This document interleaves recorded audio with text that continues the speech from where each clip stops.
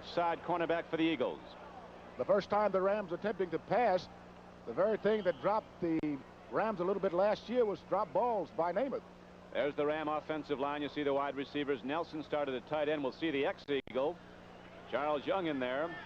Namath with his offensive setbacks, McCutcheon and Cappelletti. Second down and 10.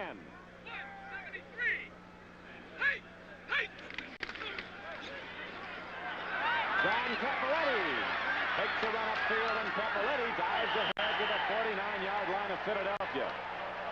A 9-yard gain on the play as the Ram guards got out in front. Very nicely done. Don, this is a play that some of the old-timers would dearly love. This is a takeoff from the old Statue of Liberty, where he starts in one direction, flips around, gets good blocking. Getting to the outside is where the Rams want to get today. Fine run by Cappelletti. John Cappelletti in his fourth year from Penn State. 6'1", 218 pounds from Upper Darby, Pennsylvania. The Heisman Trophy winner. Third down and 1. McCutcheon breaks the test, and McCutcheon is down to the 41-yard line. He was knocked down by the rookie cornerback Herman Edwards, but the Rams are moving the football. Don, this is just sheer power. I thought the other was a trap play, but this is just sheer on power, one-on-one blocking, one lead back in Cappelletti. McCutcheon finds the crack. The Eagles going with 4 linebackers: Bunting, Berge, Lamasker, and Totolo. Art Toms is the middle guard for Philadelphia. The 3-man front. Namath with plenty of time. Home run pass. Broken up beautifully by Johnny Outlaw. Going for the football in the end zone was Peter Ron Jesse, a former NCAA long jump champion, a great athlete who can go way up in the air to get it. He's caught a lot of passes since coming to Los Angeles from Detroit. And Jesse with that deep speed, and Namath tried to burn the Eagles early. So now it'll be second down and 10 for Los Angeles. 41-yard line of Philadelphia. We're in the opening quarter and there's no score. The ball was thrown long, but again, not to criticize Namath or any other quarterback. The ball should be hung on the outside shoulder or get it out in front so that the receiver has to run underneath. That ball possibly could have been intercepted. 94 left, set, 365. 365. Hey. Namath goes to the run and a hard hit. The Los Angeles Rams don't get much there, as the carry is going to be down to about the 40-yard line. That time the Eagles shot the gap with one of those big linebackers, and the front man fended off the block.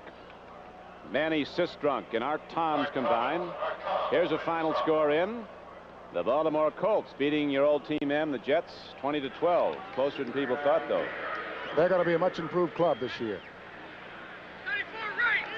Third down and 8. 40-yard line of the Eagles. Namath trying to catch the Eagles outside. He's flooding it deep. Namath puts it up. Tipped and incomplete. Going for the football for Los Angeles was the tight end Terry Nelson, running a pattern to the middle of the zone coverage. And so that will bring up fourth down. We had a marker down in the field, though. Terry Totolo knocked the play apart, dropping back in zone coverage from his linebacker position, and it looks like a holding call against the Rams. Holding, number 75, declined, fourth down. John Williams, the right tackle for the Rams, call for holding. The Eagles understandably decline the penalty. That brings up fourth down and 8 now for Los Angeles, and LA will have to punt the ball back. Glenn Walker, rookie from Southern California, number 19. Getting back deep there on your screen is the man who hit the ball. He's a very high kicker. He can put a lot of trajectory on the ball. Doesn't kick it real deep, but kicks it very high. And Larry Marshall, number 22, who tied an NFL record with 9 punt returns last week against Tampa Bay, is back for the Eagles. Bad snap. But Walker gets it away. He'll hit it into the end zone. Glenn Walker guns it right into the end zone, and so it comes out on a touchback, and the Eagles will go on offense for a second time, 1st and 10 at their 20. That looked like a bowling ball coming back there on the punt. Luckily, they were able to get it up, scoop it up like a baseball player, and get it in the air and off. And so the Eagles will be on offense when we come back. With Emerson Boozer, this is Don Criqui back at the Coliseum in Los Angeles. The Eagles have the ball, a scoreless first quarter so far. 9:49 to play in it. Jaworski, first back through is Hogan. And the Rams are really out hitting. Los Angeles Rams shut off the gap as he tried to come back on a counter, and he tried to go wide then, did Hogan. And Isaiah Robertson, an all-pro linebacker in years past out of Southern University, was the first to hit him, along with the Los Angeles strong safety, number 42, Dave Elmendorf. Here's a final in from Three Rivers Stadium. No, this one in from Cincinnati. Cincinnati defeating Seattle 42-20. That game was close for a while. Bengals led at one point 28-0. Then it was 28-20. Second down and 12 after a loss of 2. Jaworski swings it out. Sullivan has the ball. And Sullivan is quickly run out of bounds. Making the play for the Los Angeles Rams was Bob Brodzinski, a rookie out of Ohio State, a first-round draft choice who's starting at an outside linebacker today. This telecast is presented by authority of the National Football League and is intended for the private use of our audience. Any rebroadcast or other use of this telecast without the express written consent of the Los Angeles Rams and the National Football League is prohibited. Third down and 7 for Ron Jaworski. Last week he was 14 for 24th on the ball for 147 yards. He's got a tougher defense to contend with this week.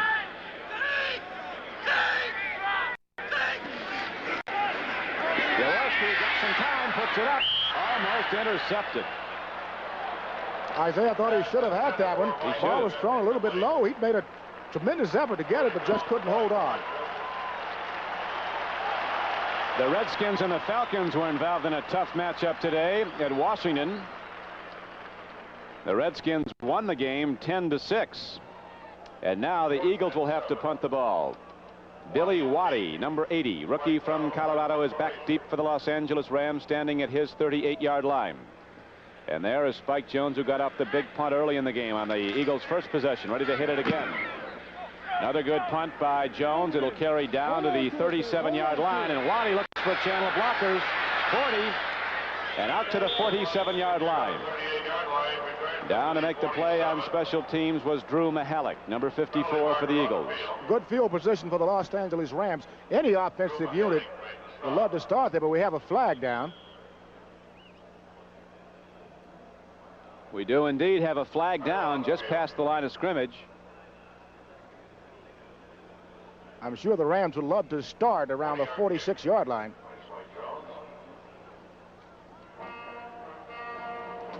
So wait for Bernie Ullman to give us the official ruling of just what the penalty is. They still have the ball spotted at the 47-yard line of Los Angeles. Apparently it's going to be the Rams' possession when we come back in this scoreless game. The Rams break the huddle. First and 10 at their 47-yard line. We had a penalty marker down, but we have had no penalty assessed or no announcement, so the Rams go first and 10 in this scoreless first quarter. Namath is the quarterback. Namath with a stutter cadence gives off to Cappelletti. John Cappelletti hit at the line of scrimmage, again breaks ahead for yardage as Big Cappelletti, breaking tackles, is knocked down by Hairston. Watch him. This was a matter of good running because it appears as though Hairston, along with the rest of the Eagle front three, had that thing shut down, but hard running by Cappelletti enabled him to get through. It is second down and 4 now for the Los Angeles Rams as the ball is down to the Eagles' 47-yard line.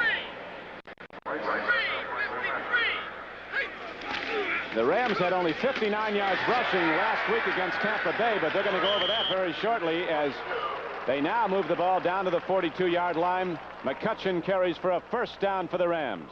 The Rams are beginning to show some diversity in their running attack. This time, the first time of the day, coming from the I formation. First step, trying to get outside, making it look as though he's going outside. Cut back to a fine opening and a good game. We're told now from the field that the penalty marker just fell out of an official's pocket on the punt play, so there was no actual penalty. It is first and 10 for the Rams. Back to the line of scrimmage is Jesse. Handoff goes to McCutcheon. He is caught and ridden down hard by Charlie Johnson. And there is a final in. The Yankees routing Toronto 15-0, avenging an earlier 19-3 loss to Toronto. I'm sure they have that on their minds, plus coming down in that tight pennant race. They did not want to lose to Toronto as they did early in the year. That was the first of 2 games at Yankee Stadium because yesterday's scheduled game was rained out. Or at Toronto, actually, they're playing that game. It's now second down and 9. Namath takes a look deep. They're taking care of him. He gets the ball away. And the hit is made at the 38-yard line. Coming across the field was McCutcheon. He was drilled at the 38-yard line. And watch Namath put it right down on the number. This kind of play by the Ram quarterback, Joe Namath, shows patience. They don't want to strike it rich in a hurry. They want to take the running play, the little short stuff, almost a safety-type passes. Not the Namath I know.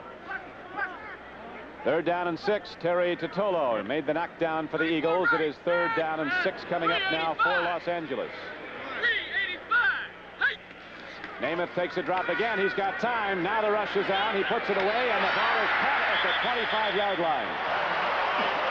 Ron Jesse cuts in front of Johnny Outlaw, and Jesse protecting the ball so nicely, screening Outlaw away, makes the reception for a 1st down. The kind of patterns Joe loves to throw. It's a pattern that we might call an L, going down the field, turning right in front of your defender. Make sure you get on top, shield him well. The ball should be there. Matter of fact, the ball is thrown while the receiver still has his back to the quarterback. Right on the money. So now the Rams are starting to mount a challenge. Namath fumbles the ball, and a penalty marker goes down.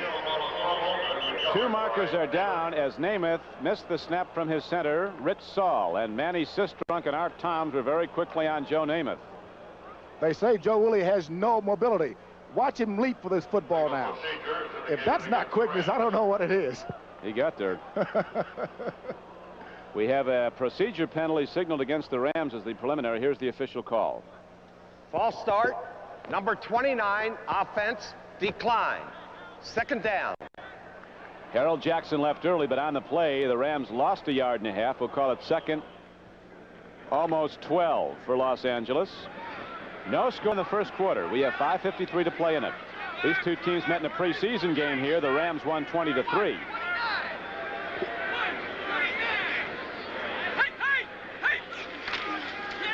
Here comes John Cappelletti. Another penalty marker down as Cappelletti crashes down to the 18-yard line. But a penalty marker is down at the line of scrimmage. Watch John Cappelletti roll out. There has to be good blocking on this play because Cappelletti is not known for his blazing speed, even though he's a strong runner. Looks like a good, clip. heady runner. But there had to be some good blocking at the point of attack so that Cappelletti can get outside.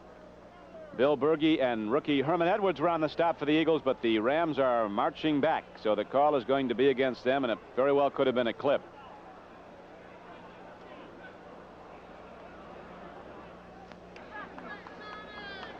Holding, number 60, offense. Dennis Hara, the right guard, called for a major penalty, and the ball is set all the way back now to the 36-yard line of the Eagles. 5:47 to play in the 1st quarter, and no score on the board.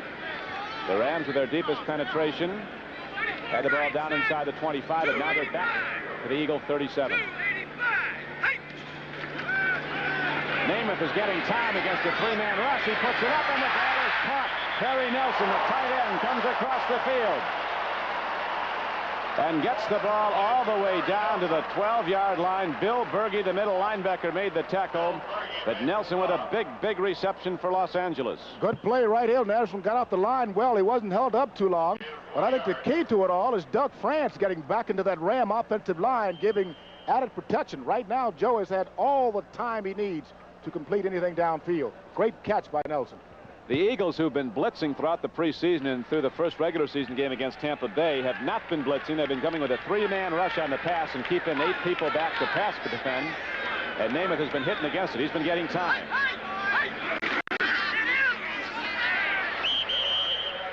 Eagles might have stopped that short of the 1st down carry. The Rams had to advance the ball inside the 15-yard line. So we could see the Los Angeles field goal unit come out. It's going to be short. Let's see what Chuck Knox elects to do.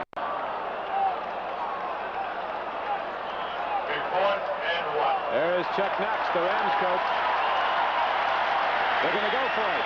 Last week we saw Coach Coryell out of Denver go for 4th and inches and missed. 4th and inches. Charles Young is now in the game as a 2nd tight end.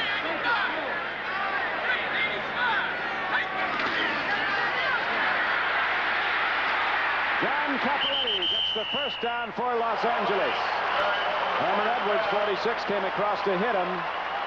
But Cappelletti gets them on the yards. This shows the confidence of the Los Angeles Rams in their front line. They're coming up number 77, Doug Francis' side, bringing a slower back to the outside. Got enough. Great blocking up front to turn the corner for the yardage needed. So it is now 1st and 10 for Los Angeles, just inside the 14-yard line of Philadelphia. No score in the first quarter.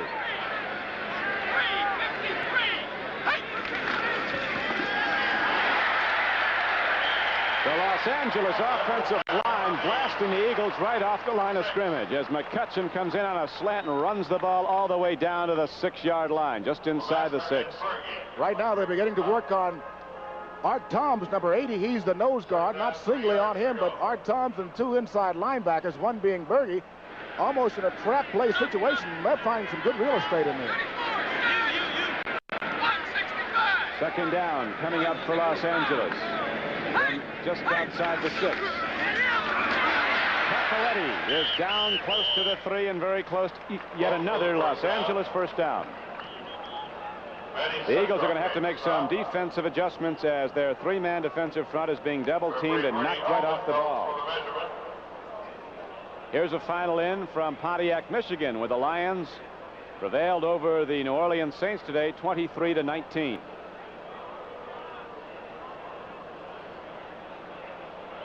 They're going to bring out the sticks. As you see, they have them out now, and here is the measurement. Not quite there. So the Rams really at point-blank range right now, as we have no score on the board so far.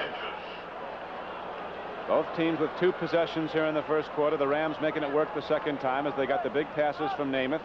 Namath, throwing against a 3-man rush, has had time to get the ball away, and he delivered deep. Once to Ron Jesse, and the big play in this drive was to Terry Nelson, the tight end. Now on short yardage, short 3rd and just inches, Charles Young comes back in as a double tight end along with Terry Nelson. 129. Penalty marker is down as the carry is good for the first down, but there is a penalty marker down right at the line of scrimmage.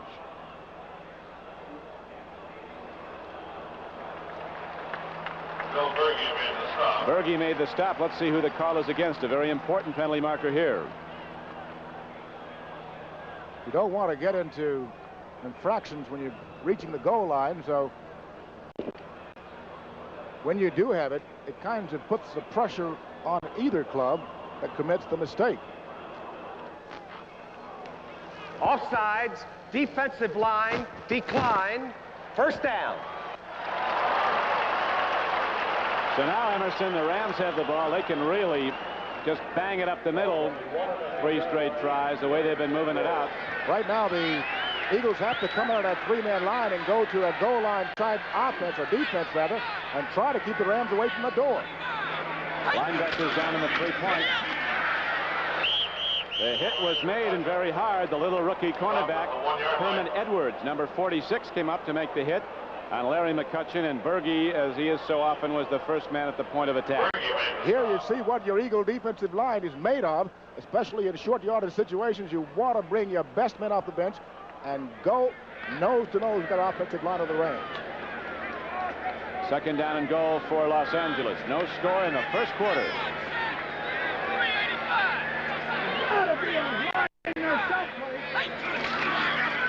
Namath is going to throw. Terry Nelson, touchdown Los Angeles.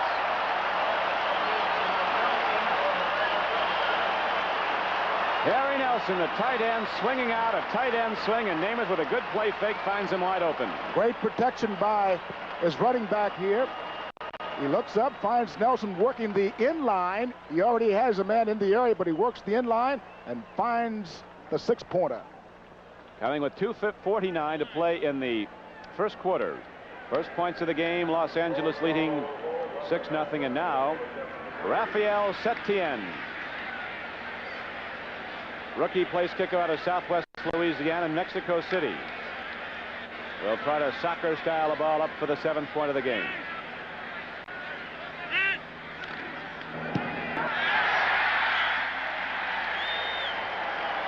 The Rams have it, and so with 2:49 left to play in the first quarter. Los Angeles drives down the field despite a penalty against them, gets the big play on third down to Nelson, and ultimately the touchdown pass from Namath to Nelson. And the extra point good. It makes it a 7-0 game. So now the Philadelphia Eagles will get their possession here in the first quarter for a third time when we come back.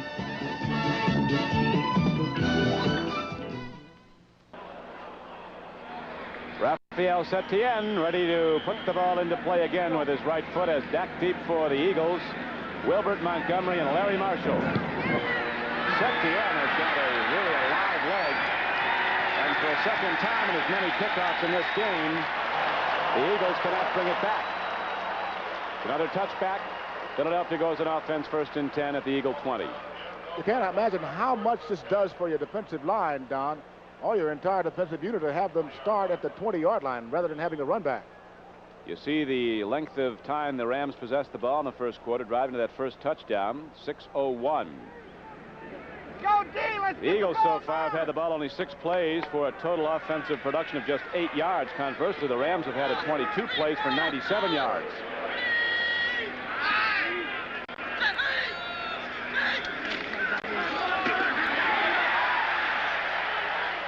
Again, the Los Angeles defense playing the 4-man front.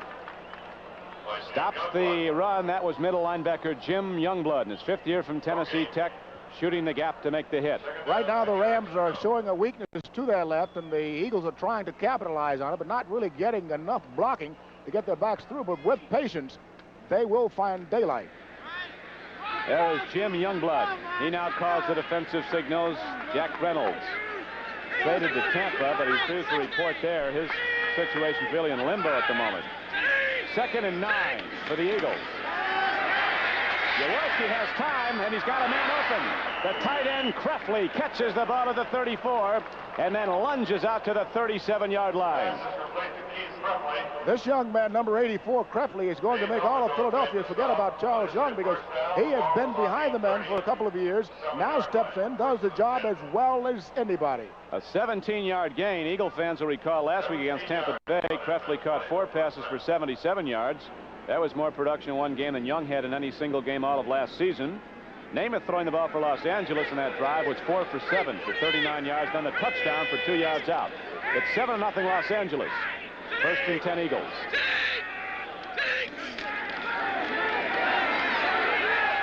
Jaworski lets a home run ball go, and Charlie Smith is back there at the 19-yard line defending against it. Was the free safety Elmendorf, 42. You see it is a long out. A misconnection back at the 19-yard line.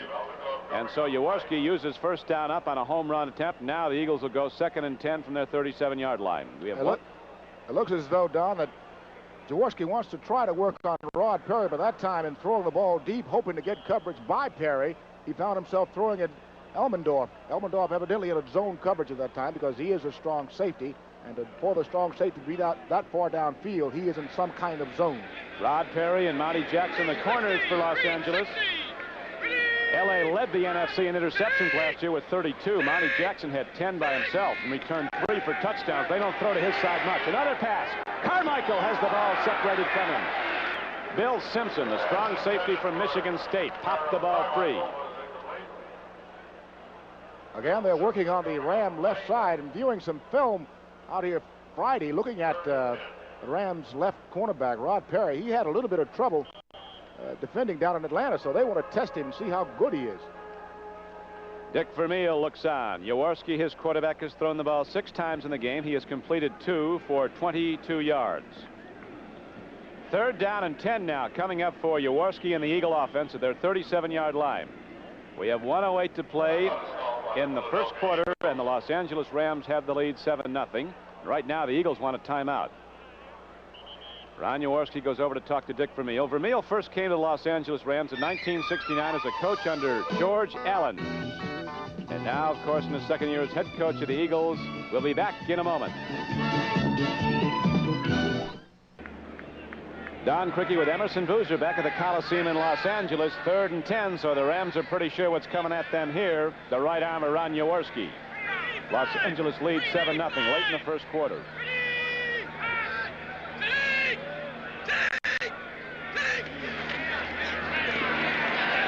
Ball is up, man is open, and Krepke is separated from the ball. Very fine coverage by the Los Angeles Rams free safety Elmendorf, who made the connection with the tight end just as the ball came in to break it up.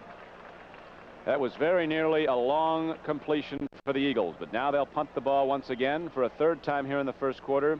Back to Los Angeles. Billy Waddy and Cullen Bryant drop back deep now for Los Angeles. And there is Spike Jones, who has hit the ball well in his 2 previous punts for the Eagles.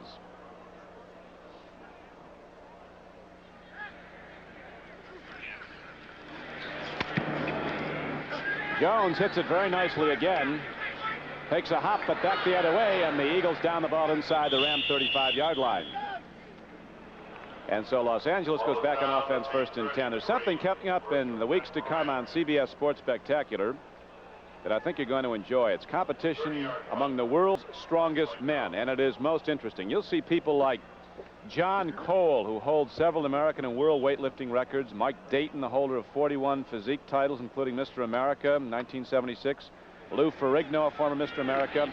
They'll be doing some wild things, testing their strength, pulling buses and everything else. Be coming up in the 10 weeks to come on the CBS Sports Spectacular. Next week, you'll also see motocross. Hit back to Cappelletti. And John Cappelletti gets to the outside. Now, Emerson, last week against the Atlanta Falcons, the Rams couldn't get outside, and this week they've been getting outside consistently. What are they doing blocking to get there? They have changed 2 things. They're lining up in the wing formation a bit so that they can get to the blocks a little bit sooner at the point of attack, and they're giving it a pitch. Last week they were running almost a handoff, which takes longer to get to the outside. Now it's just a quick flip back to his tailback to the outside. So they're giving the back a little bit of a jump by pitching back to him. And they are cutting back, too. Now it is going to be 2nd down and 4. And they go to Cap. This is McCutcheon, and McCutcheon breaks through and crosses midfield, gets all the way down to the 49-yard line.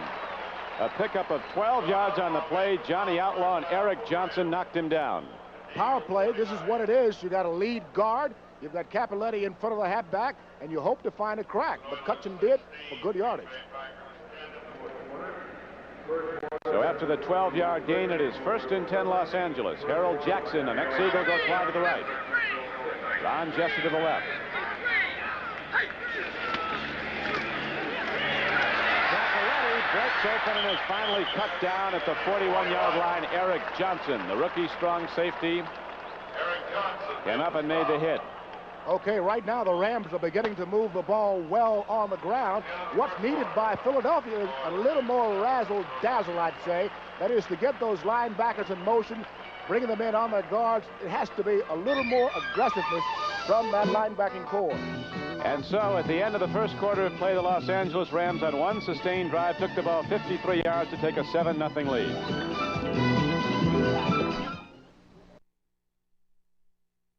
Crowd of some 55,000 here at the Coliseum is ready now for the opening play of the second quarter. Los Angeles with the ball and a 7-0 lead. I'm Don Criqui with Emerson Boozer. Joe Namath, hands off. Darting to the outside is McCutcheon, and the Eagles come up and hit him hard. Coming across to make the play was Carl Hairston.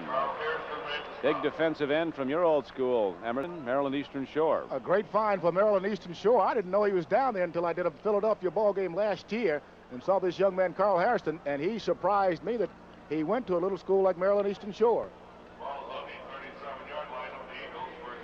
The carry was good enough for a 1st down. So the Rams now have it 1st and 10 at the Eagle 37.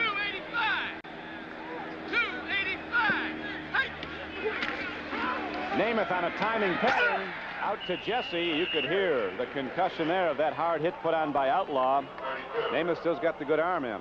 Don, in Joe's great years, these are the kind of passes, the pass that you just saw him throw a 4 to 5 to 6-yard out. That was a trademark of Joe Lee. Then he'd sting you long with a 20-yard out, and pretty soon he'd go up top on you. Well, he likes to do that, hit you long. He's let the home run ball go once today to Jesse, who's broken up. 2nd down and 5 for Los Angeles. Pitch back. Again, they pitch it back. Cappelletti looks, and the Eagles knock him down. A big play on defense. Charlie Johnson was there. Exactly. He was the first to hit him. Exactly. The Eagles are doing defensively exactly what they have to do at the start of the second quarter. That is to get those linebackers in motion toward the guards at the snap of the ball, getting some kind of penetration. Here's another baseball final in from that race in the American League East. Boston with big offense today, beating Detroit 12-5 to remain 2.5 games behind the Yankees. It is 3rd down and 8 for Los Angeles. Namath is 5 for 9, throwing the ball for 44 yards and a touchdown. He's not been intercepted. Here comes the rush. Oh! Johnny Outlaw, who is a legitimate 9.5 sprinter in the 100-yard dash, had a clear track. Don, this is what will happen. That time, Outlaw on the turn by the receiver. Notice this here. On the return, it's a turn in down as Jesse goes down. He turns inside. Outlaw now plants. You can't see it, but he starts toward the football. Now, what this does, it tells the quarterback now is the time for a stop and go. Look out. Namath during his career has had problems with interceptions, and he almost had a big one there. Glenn Walker into punt. Again, the one-hand snap. And again, Walker drills it right into the end zone. He's angling for the corner, but it's going to carry in for another touchback. Both snaps to Walker on punting downs have come in on the one hop, and he, as you pointed out, picked it up like an infielder. And so again, the Eagles will come out on their 20-yard line to take over the ball. 1st and 10, 80 yards from the Ram end zone. Player was shaken up on the last play, and he is down at the 18-yard line. We are unable to spot his number. It might be Eric Johnson. So at any rate, play is halted now with 12:50 to go in the first half. It is Eric Johnson getting up. So hopefully he's all right. He's played some great football for the Philadelphia Eagles, making the team as a free agent. Eric Johnson getting a starting job. He is in his first year out of Washington State. Dick Vermeil comes out, checks him out, and apparently finds he's just shaken up, fortunately. So Eric Johnson leaving the field, at least for the time being. You can see very wobbly. He was knocked out on that play. Next week, you'll see lots of regional action in various parts of the country. The Giants go against the Falcons in Atlanta. These Eagles go against the Lions at Detroit. Detroit a victor over New Orleans today. Green Bay playing Minnesota. Green Bay today is locked up in a tough game with Houston. New Orleans is at Chicago next week. Tampa Bay plays Dallas. San Francisco against their old arch rivals from downstate California, these Los Angeles Rams. And in a big doubleheader game, the Cardinals and the Redskins. 1st and 10 for Philadelphia. Ron Jaworski, the quarterback. 3 wide receivers now. There's just one setback. The pitch back goes to Hogan. And he is cut down very nicely by rookie linebacker Bob Brzezinski of Ohio State. A knockdown in the Eagles' backfield for a loss. This you don't want to see happen. If you're running back and you get the ball, you want to see at least a little bit of daylight, but as soon as the ball is flipped back, here comes Brzezinski. No chance at all to get to the outside. Great play for the Rams. The running back does not like it. Bob Brzezinski, the #1 draft choice of the Los Angeles Rams. It is now 2nd down and 14.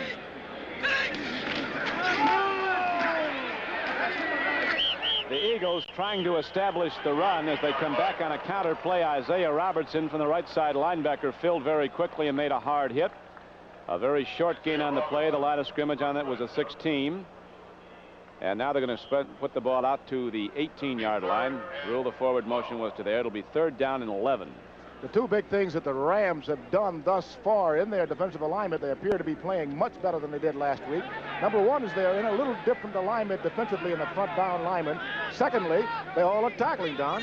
They are. That front 5, they have now to bring a linebacker up tight. They're keeping Eagles from going wide, spreading out that defensive front 4. Jaworski puts it up. Man is open. Charlie Smith all the way out to the 40-yard line. It's a 1st down for the Eagles. Beautifully executed by Philadelphia. A 21-yard gain, and watch Jaworski gun it down the middle. This is an L pattern coming off the right side. He goes down, drives his receiver off, and turns it in. And when you run that kind of pattern, you're trying to come in between that zone defense, and the ball must be thrown into the passing lanes. Well done by Jaworski. Lots of protection by that Philadelphia Eagle front line. Monty Jackson, who's one of the toughest guys in the league to catch a ball on, was turned in. by Charlie Smith. The reception made, a gain of 21 yards. 1st and 10 for Philadelphia. Rams lead 7-0 in the second quarter. Swing pass. There's going to be some yardage here. Not too much as the Rams finally filled the gap. There was a big channel open, but then Jim Youngblug and Brzezinski came up to make the hit on Hogan. And so the ball is advanced barely 2 yards. It'll be 2nd down and 8. The ball is out to the 42-yard line of the Eagles. It looks, Emerson, like the Eagles are going to have to start throwing the ball a lot to open up this Ram defense because they're playing the Philadelphia run dead tight. Right now, I think they should stay with the run because if you can move the ball at all, you tend to act as a defensive club, keeping it away from the Ram offensive unit, but yet still you've got to try to get some points yourself. It's interesting that all 3 Eagle quarterbacks, Jaworski, Gabriel, and Walton, are former Los Angeles Rams. 2nd down and 8 now for the Eagles. They trail 7-0 early in the second quarter. Timing pattern. Oh, it was almost picked off. Pat Thomas in the game, playing the left corner, had his hands on the ball. The intended receiver again was Charlie Smith, who had the defense beaten, although Thomas peeled off when he saw the throw coming in low. Jaworski's now 4 for 10, putting in the air, 45 yards. Both quarterbacks very nearly intercepted once. Namath almost came back for a touchdown. It would have had it been caught by Outlaw. Here is a final in from Lambeau Field in Green Bay. The Oilers beat the Green Bay Packers 16-10. Houston 2-0 on the year.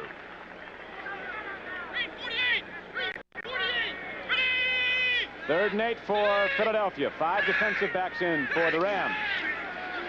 4-man rush. Jaworski's going to run with the ball.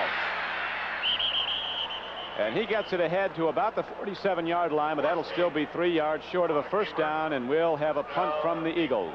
Lots of poise by Ron Jaworski under extreme pressure from that Ram front 4. He stays right in the pocket, finds a little channel, knows that everything is covered downfield, and it's, well, let's get on our horse. And wisely gets to the ground.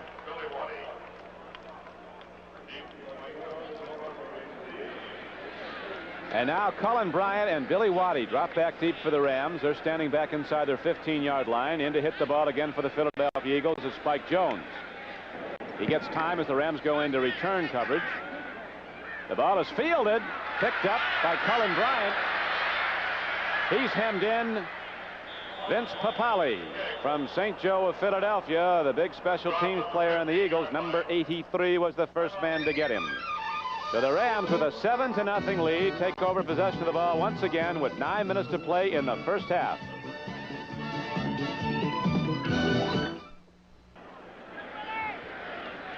With me is Emerson Boozer. I'm Don Criqui back at the Coliseum in Los Angeles.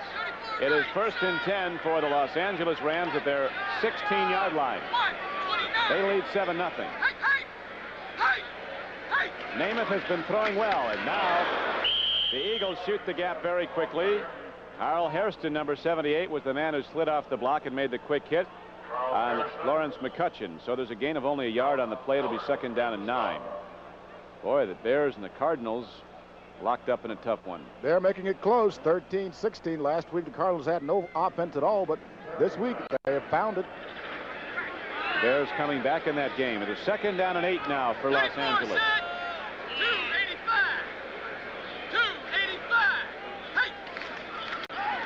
Namath play faking, timing pattern, and Ron Jesse has the ball all the way out to the 36. A perfectly executed pass play by Namath and the Rams.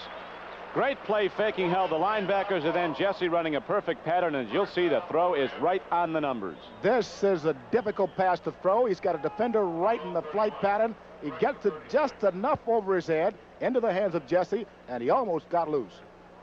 A 19-yard gain on the play, so the Rams move the ball out on that to their 36-yard line. 7:50 to play in the first half. Rams lead 7-0.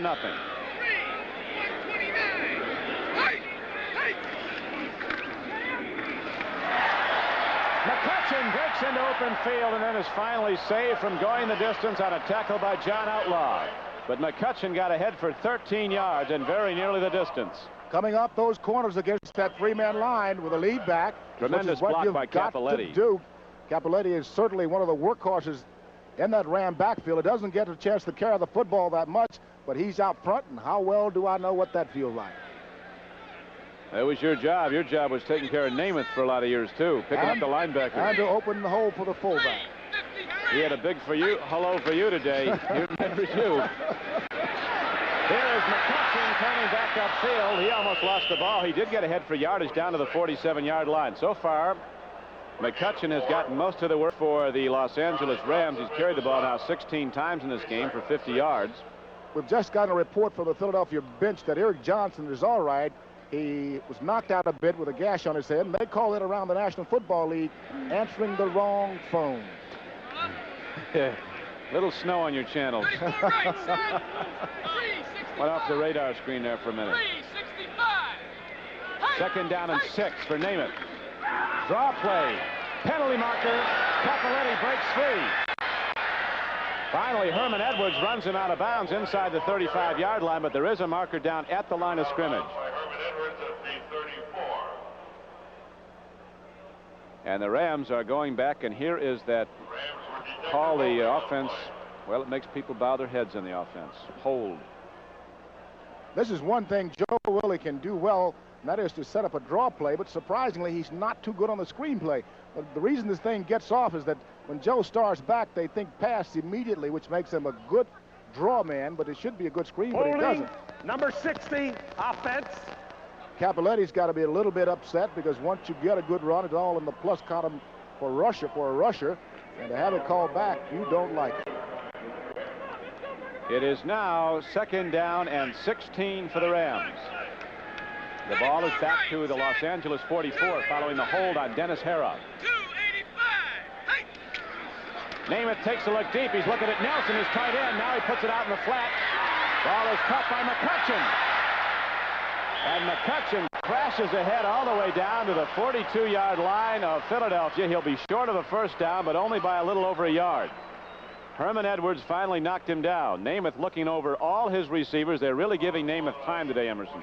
Yes, they are, because and setting back watching him, he's getting a chance to check his number 1 receiver. He has a 2nd receiver and a 3rd. Now he comes back to his 2nd, finds his 3rd, which is McCutcheon's, and bails himself out. Get a couple looks there at McCutcheon going high to get the ball.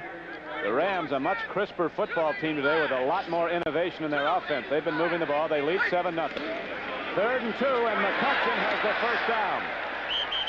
They get a crashing block from number 65, Tom Mack, the left guard. John Bunning, an outside linebacker, came across and made the tackle for the Eagles along with Bill Berge. But McCutcheon drives ahead for a 1st down as the 2nd quarter clock shows 5:15 to play and running. And a big game. Last year's champion Oakland Raiders are leading the Pittsburgh Steelers 3-0 in the 2nd quarter. Here's a final in from Kansas City. San Diego winning its 1st game of the season after being shut out 24-0 last week by the Oakland Raiders. San Diego beats Kansas City 23-7 at Kansas City. That's an unusual series. The visiting team always wins. Namath looking deep. Now he triggers it out to Cullen Bryant. And again, a penalty marker goes down as Cullen Bryant is hit down hard at the 32-yard line. If you give Namath time, he'll search out every eligible receiver, and that's what the Rams are doing. They're protecting him. He's dropping back as far as 9 yards. He's taking a deeper drop than the usual 7. Looking over everybody, but there is...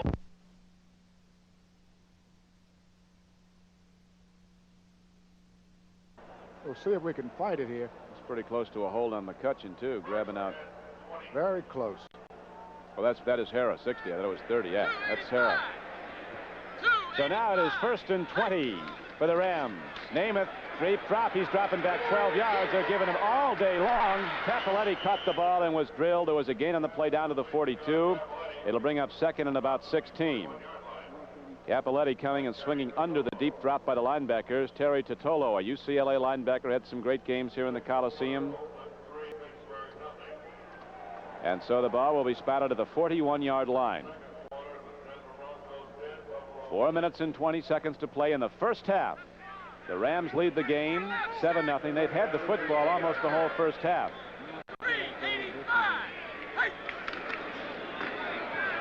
Wendell Tyler, another UCLA running back. Wendell Tyler, a rookie running back out of UCLA, 188 pounds, who had the super game in the Rose Bowl. The Rams are taking it straight at the Philadelphia line. They're coming inside when the linebackers are offset. And again, the only way to stop that play is to have the linebackers become a little more aggressive. They must attack the guards. Emerson, I think the Ram defense must be enjoying this game because they were on the field the whole game in Atlanta. This week, Namath and the offense have been out there controlling the football. Thus far, a rust period. Namath has completed 8 of his first 9 passes in this game. And there's another one for a first down to the 17-yard line. Johnny Outlaw made the tackle. Jesse again going deep, and coming across the middle, his favorite pattern, the leaping post pattern. A 15-yard gain as Namath is really tough when they give him time, and he's getting that. Never seen him any sharper. He's setting up about 7 to 10 to 12 yards, depending on the pass pattern, and he's finding him right on target, getting the ball there well in form, and giving his receiver a chance to catch it and run a little bit. And in truth, at this point, he's picking his open man. He's got several out there. Nelson was wide open also on that play. Wendell Tyler weaving his way, looking for some room among the white and green jerseys, and he gets the ball down inside the 15 to the 12, and watch the UCLA rookie go again, number 26, in the deep drop in the eye. Nice little wrinkle here by the running back. Good step. Almost loses his footing and still gets a chance to pick up a little more yardage. The only thing wrong with doing that close in quarters, as you bounce and weave your way, you can't keep the ball in close to your body, and somebody just might pluck the peach or the apple from the tree. Now McCutcheon is back in the game on second down. Handoff. No, a fake around Jesse. Down to Lawrence McCutcheon. Namath with just superior play faking, holding people all over the field. Absolutely a precise professional football play, good for 13 yards and a touchdown. Watch this. Little razzle-dazzle. Nobody says that this man can move around, but he had to move all the way over to his tackle. Easily he does it. Look at that throw, though. Slides out and puts the ball right on the money. I've never seen him any sharper. John Bunning is right with McCutcheon, but Namath just loops it over. That's the play that held him. That great fake to the end coming around, and look at that throw. Covered well, too, by it was. Bunning was there. With 2:09 left to play in the first half, the Rams take command 13-0, and Rafael Septien with Nolan Cromwell holding puts it up and good. Wait now. There's a penalty marker down. Illegal procedure against the Rams. They'll have to try it again. Namath's statistics are very impressive here in the first half. Joe Namath throwing for 2 touchdowns. And the big reason is he's been getting time. Throughout his career, when he's had time, he's ripped every defense apart. False start, right hand offense. Give that Ram offensive line, number 77, Doug Franz, 65, Tom Mack. The right guard, Dennis Herrera, number 60, and right tackle, John Williamson, along with the center, Rich Sauls, all doing a great job of blocking for Namath. Namath, after hitting 9 of his last 10, is now 10 for 15 for the game for 110 yards and 2 touchdowns. The extra point is up and good, and now the Los Angeles Rams take command of the game. 14-0 with 2:09 to play in the first half. Namath 10 for 15 for the afternoon for 110 yards and 2 scores. One to Nelson from 2 yards out, the last to McCutcheon from 13 yards out. And Emerson, would you think the Eagles now go to an all-out throwing game to try to get back in it? No, not really, because there's still a second half to play. If you're outscored, give it time. Rafael Septien ready to kick off the ball now for Los Angeles. Hits it downfield, and Wilbert Montgomery, who scored 76 touchdowns at Abilene Christian, a rookie, runs the ball up and all of a sudden finds himself heading backwards as a hard slug is put on him by Rick Newsom. The first time today that Septien has not gotten the ball on the kickoff into the end zone. This one landed somewhere around the 12 or the 15-yard, which is not a good kick. And that last drive, a scoring drive, when the Rams, as you see, went 84 yards in 13 plays. Namath was 5 for 5 throwing the ball for 66 yards. Again, a 6-minute plus possession for the Rams as they take command 14-0.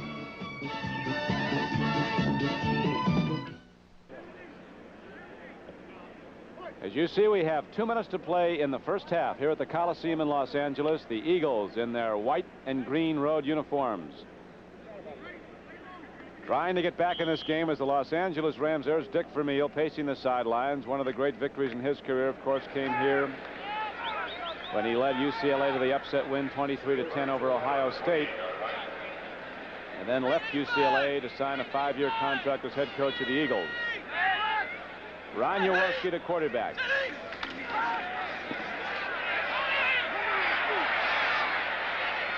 Jaworski is caught and dropped by the middle linebacker Jim Youngblood. The Rams are getting back very quickly, aren't they, Emerson, in that zone drop?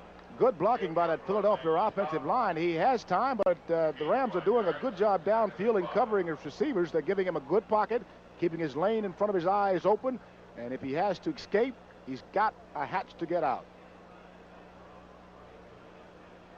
So it is now 2nd down and 6. Ron Jaworski has thrown the ball.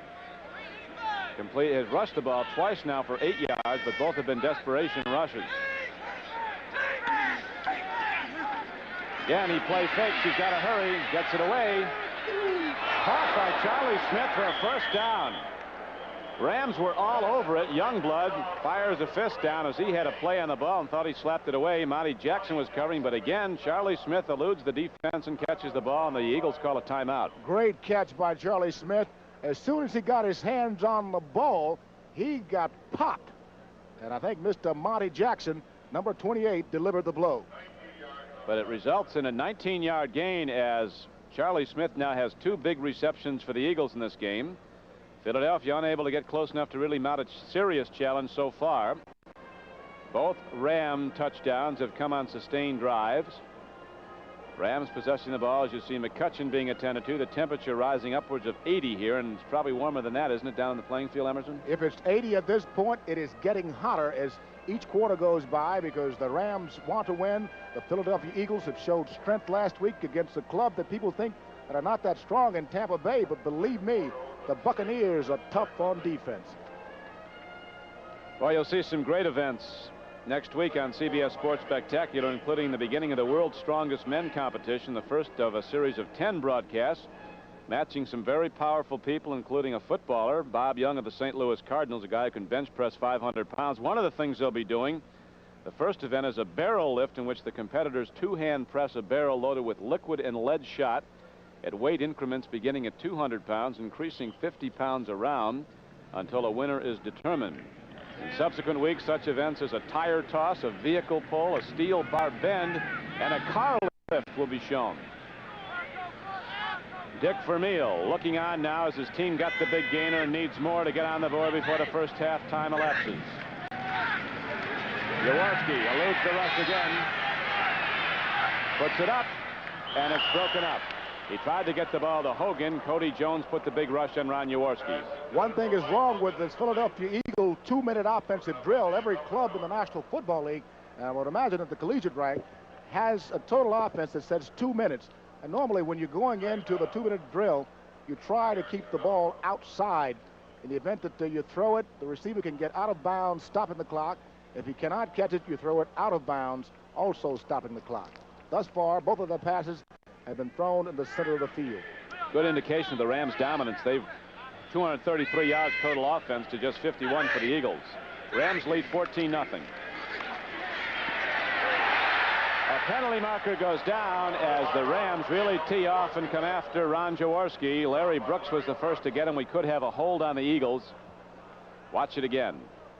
Line stunning by the Eagle front, looping, trying to get an opening, and that time they did.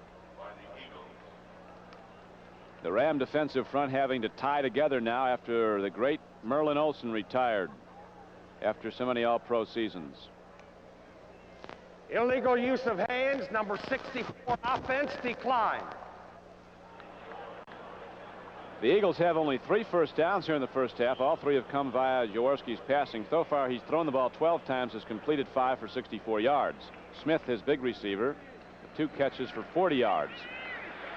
The Rams have dominated the game, running the ball from offense with consistency and putting up 2 touchdowns on Namath passes to lead 14-0. Jaworski loses the ball all the way back at his 34-yard line, so now the Rams might start calling timeouts. Cody Jones again coming on the rush, number 76. Again, credit the Rams secondary and linebacking core for great protection downfield. He tries to evade Cody Jones, I think it might be, and hangs the ball down a little bit too low, hits the pad and bounces it around, almost a costly fumble. 36 seconds left. And the Eagles have 4th down coming up, so the Rams will get possession again, and Namath and that offense will come back out. Don, the thing I don't like to see for a young quarterback, especially Ron Jaworski, potentially a superstar, to get into a passing duel with Namath. Some quarterbacks will try to do that if they're permitted to call their own plays from the sideline. It can just destroy your offensive game plan if you try to pass with him when he's hot. The only quarterback I've seen that do a good job with him was Johnny Yu down in Baltimore, but both quarterbacks had over 350 yards passing one day. Don't forget, at halftime, we'll be switching to CBS in New York, where Brent Musburger and Phyllis George and Irv Cross are standing by to update you on scores from around the National Football League. We'll also hear from Jimmy the Greek Snyder. We'll come back to the Los Angeles Coliseum for more on this game, but right now, with time running down, the Eagles punt it back to the Rams. The Rams get a big rush, but Spike Jones gets it away for Philadelphia. And the fair catch is made by rookie Billy Waddy, number 80. And so Los Angeles comes back out on offense. It shows, Don, that the Rams are hungry. That time, with only 29 seconds left on the clock, they went for the block punt. Almost got it. 29 seconds left. So we'll see if Namath elects to try the home run ball or just run out the clock and go in at halftime with a very substantial 14-0 lead. The punt by Jones is good for 33 yards. Ron Jesse, who's been very tough against the Eagle defense, comes out wide to the right. Harold Jackson's to the left. Tight end is Nelson set to the right. Capoletti and McCutcheon, the setbacks behind Namath. Namath has just got all day. Harold Jackson is out there, intercepted. Very nicely picked off by the Philadelphia Eagles. Coming up to make the play on the ball was the rookie Herman Edwards from nearby San Diego State. Let's watch him go back and field it like Willie Mays now. Plenty of time to throw the ball, but the ball was not thrown with enough ump. He got the ball downfield well, but when you're throwing the fly ball, it has to be out in front of the receiver. This time the ball tailed off a wee bit, giving the defender a chance to come back and get under the football. I've seen Namath dozens of times in his career. You've played with him hundreds of times, Emerson Boozer. He has never had better pass blocking than he has today. Never in his 12 or 13-year career. The protection the Rams are giving him today is superb. The Eagles, in all probability, will run the clock out now as they're back at their 20. Go to Hogan, knocked down by Youngblood. And the second quarter clock winds down, as you see, down to 11 seconds, with the Los Angeles Rams leading 14-0. They scored on sustained drives. The ultimate payoff coming on Namath throws, the first from 2 yards out to his tight end Terry Nelson, the second from 13 yards out to Lawrence McCutcheon. So we just had the gun, and the Eagles go to the locker room to regroup, and the Rams go back there to take a rest and see if they can keep it up. It's a 14-0 game, L.A.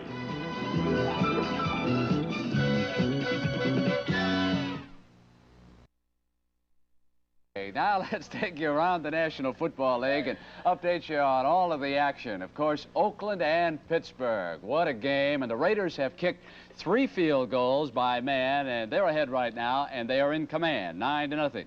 Miami and San Francisco seesawing. The Dolphins ahead now of the 49ers, 13-9. The 49ers had been ahead in that contest, 9-7. Buffalo, with O.J. Simpson, losing to Denver at the half by a score of 10-6. Los Angeles and Philadelphia, the game you're watching, the Rams up by 14 at the half. Joe Namath enjoying a good first half for the Rams. Now some final scores. San Diego 23, Kansas City 7. James Harris was the winning quarterback. Houston in the final moments struck with a 95-yard interception of a Lynn Dickey pass, and they beat the Packers 16-10. The Dallas Cowboys and the New York Giants are still going at it. Late in the fourth quarter, the Cowboys up by 20 points. Dorsett has scored his first touchdown as a pro. We'll show you that in a moment. Final score, what a dandy of a game. St. Louis holds on over the Chicago Bears, 16-13. Cincinnati and Seattle, final. Bengals snap back. They're now 1-1 after losing last week to the Browns, 42-20. Baltimore with no trouble at all against the Jets, 20-12. over in the Meadowlands because Shea Stadium is still being used for baseball. New Orleans almost made it in the fourth quarter, but Detroit held on 23-19. And in another close game, that Atlanta defense, I'll tell you, they proved to the Rams they were tough last week, and they were good again today. But it was the Redskins who prevailed 10-6. And, of course, last night, Minnesota beats Tampa Bay 9-3, much closer than anyone expected. Now, I mentioned Giants against the Cowboys. Well, why don't we check in and see some of that action, because the Cowboys were in complete command in this game before the Giants started back. Here they go. Touchdown. Roger Staubach busting right straight ahead. Now Staubach dropping back. Another touchdown pass. This one to Preston Pearson, who started in place of Dorsett. But Dorsett got in the game. Now watch what he does. After he takes it, he knocked out 2 linebackers on that play. Kelly and Carson going out on a stretcher. Staubach then went to Drew Pearson at the Giants' 1-foot line. Doug Dennison in for the score. Cakewalk, 21-0. How about the Heisman Trophy? Here he comes, Dorsett, his first touchdown as a pro, 28-0. Oh, if these Giants could just play. But here they come. Spencer, 1-yard plunge, 28-7. Then the return team, Bobby Hammond turns it on. 68 yards for the score. It was 31-14. Giants again. This time Coder, number 44, behind Zonka.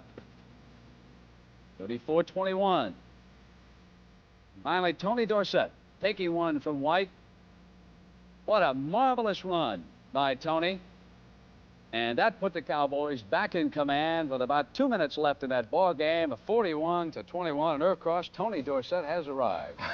Tony had a field day. Of course, the Cincinnati Bengals had a field day to do down in the Seattle Seahawks by a score of 42-20. And of course, it was no contest. Just Kenny Anderson took control right off the bat. And this time, early in the game, he decides to go to his favorite target, his wide receiver, Isaac Curtis, and hits him with a 55-yard strike right down to the 1-yard line. We set up a scoring plunge by Tony Davis.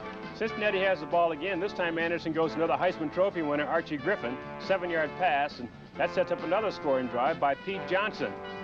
Of course, Jack Patera wasn't too happy about that. The young head coach at Seattle knows he's in over his head today, but he's hoping for the best. Jim Zorn, his quarterback, goes to the air, but doesn't see the Cincinnati linebacker Reggie Williams out there, who picks it off, and Reggie tight ropes along the sideline. He goes all the way in for a score, and Cincinnati led at this point 28-0. 3rd and 9 at their own 31-yard line. Cincinnati quarterback Kenny Anderson goes back to throw, and the ball is deflected here, and it goes off the hands of his tight end, and is intercepted by Don Dusek, who returns here down to the 25-yard line. That eventually set up a 42-yard field goal by John Leipold, and Cincinnati led at this point in the game by a score of 28-20.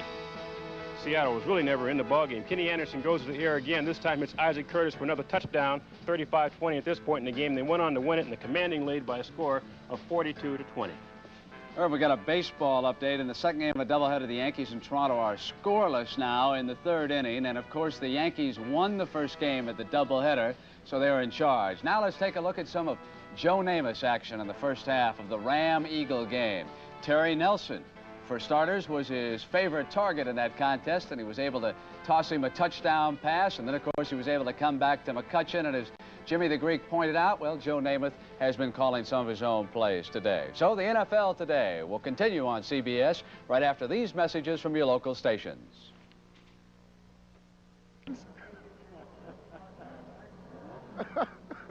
Elvin who? Elvin Hayes, $50,000 for 2 minutes? $50 for 2 minutes. You just lost your halftime guest. No, he isn't.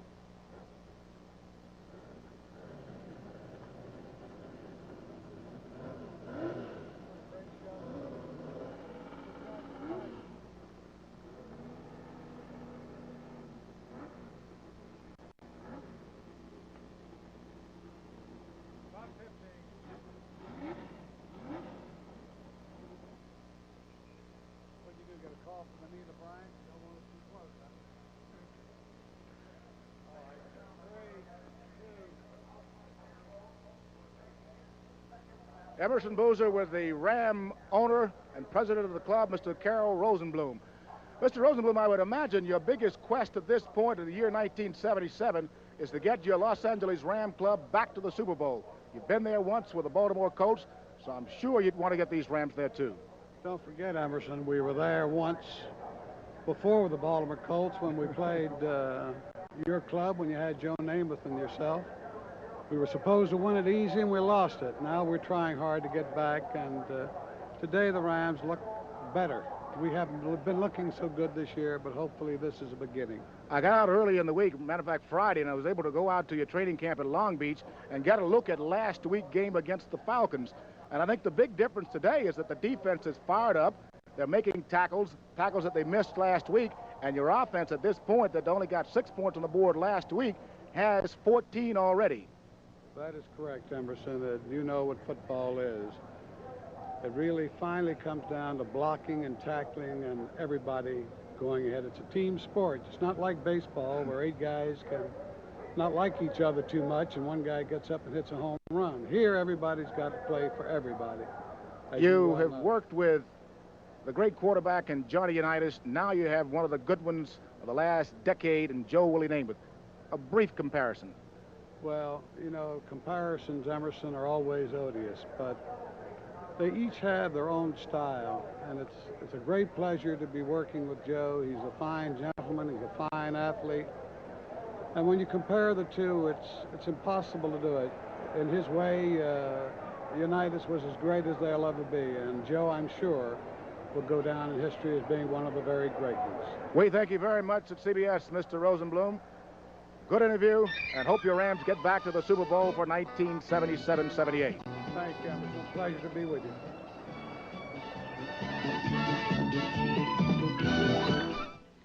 It seemed like just yesterday that Don Shula and Bob Greasy led the Dolphins to 2 straight Super Bowl triumphs. But the coin has turned. They've looked beneath the surface and brushed the film away. 1976 was another world for Miami, Don Shula's first losing world. And now Greasy, who's had his share of misfortunes, is wearing glasses. They both hope that coin will again turn for the Dolphins and that all things truly run in cycles, as sung by Frank Sinatra.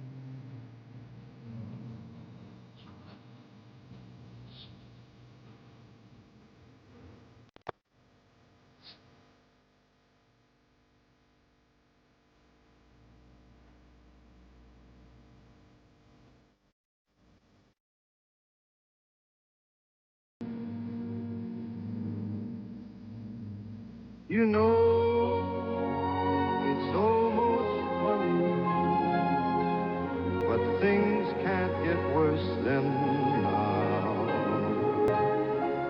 So I'll keep on trying to sing, but please, just don't ask me now.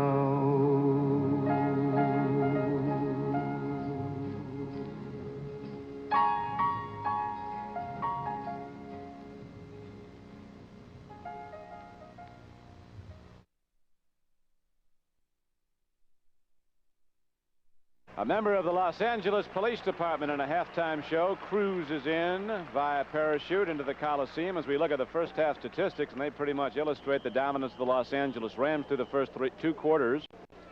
Look at those first downs, 14-3, and overall yardage just completely a Los Angeles controlled game as they lead it 14-0. It's the kind of stat that you don't want to see. They say stats are for losers, and those stats right now shows clearly that the Philadelphia Eagles are losing 14-0. And here is one of the best plays you'll ever see in a pro football game. Watch Namath drop back. Ron Jesse comes out from the far flank. Perfect play fake to him, and Namath holds, drills. Coverage is good by Bunting, but the ball is perfectly thrown to McCutcheon for a touchdown. The second throw of the game for a score by Namath. That was from 13 yards out. The subsequent extra point was good by Raphael Septien. And if you haven't heard much about Raphael Septien, you might in the future. He's out Southwest Louisiana, kicked a 57-yard field goal during a collegiate game. In an actual scrimmage, he's hit from 67 yards, and with nobody blocking at him, he's hit one from 74 yards. So he is an offense. Now, Horst Muhlmann will kick it off for the first time in the game for the Philadelphia Eagles as they open the third quarter, delivering the ball to the Rams. Cullen Bryant and Wendell Tyler, the rookie from UCLA, are back deep for Los Angeles.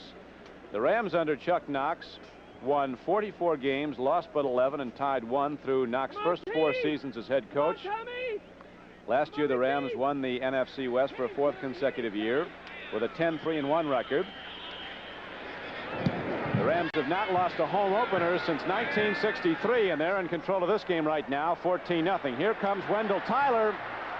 He can take it all the way if they give him some room to go, and he gets it out to the 40-yard line, and there Namath and the Los Angeles Rams go on offense, 1st and 10. Again, a big plus for that Ram offensive line and backfield quarterback.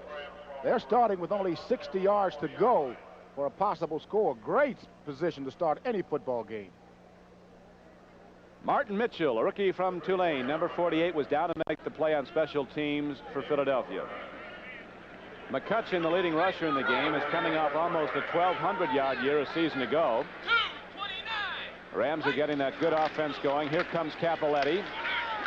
He is caught by number 80, Art Toms, and ridden down. But again, Cappelletti, following the power blocking of the left side. Doug France and Tom Mack gets the ball out to the 45-yard line, a pickup of 5. The Rams probably will go to ball control now, their usual game with a big lead. On the opening play, they haven't changed at all. They went into the halftime locker room, I'm sure not making much discussion, saying stay with what we got, keep on doing what you're doing because we're doing it well.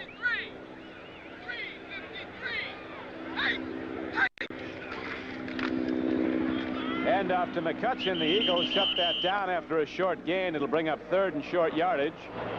Los Angeles going right at the Philadelphia Eagle front 3. As we were pointing out earlier, in previous games in the preseason and throughout the first regular season game against Tampa, the Eagles blitzed on almost every passing down, even on a lot of running plays, but they haven't used the blitz at all here today. I think the number one reason why they haven't blitzed that much is that they're afraid of the Ram quarterback, Joel Namath. He has a reputation of burning teams that like to blitz him. 3rd down and 3. Manny Sistrunk, Art Toms, and Hairston across the defensive front of Philadelphia, and here is the pitch by Namath, right on the money between 2 defenders for a first down to the 47-yard line. McCutcheon swinging out of the backfield, turned in on the linebacker. Terry Tutalo was there, knocked him down, but it's a first down play, as you'll see again. McCutcheon swinging out. Joe waits on him, makes sure that he gets the necessary yardage, covered well by Tutalo, but unfortunately the ball got there just a second ahead of the defender.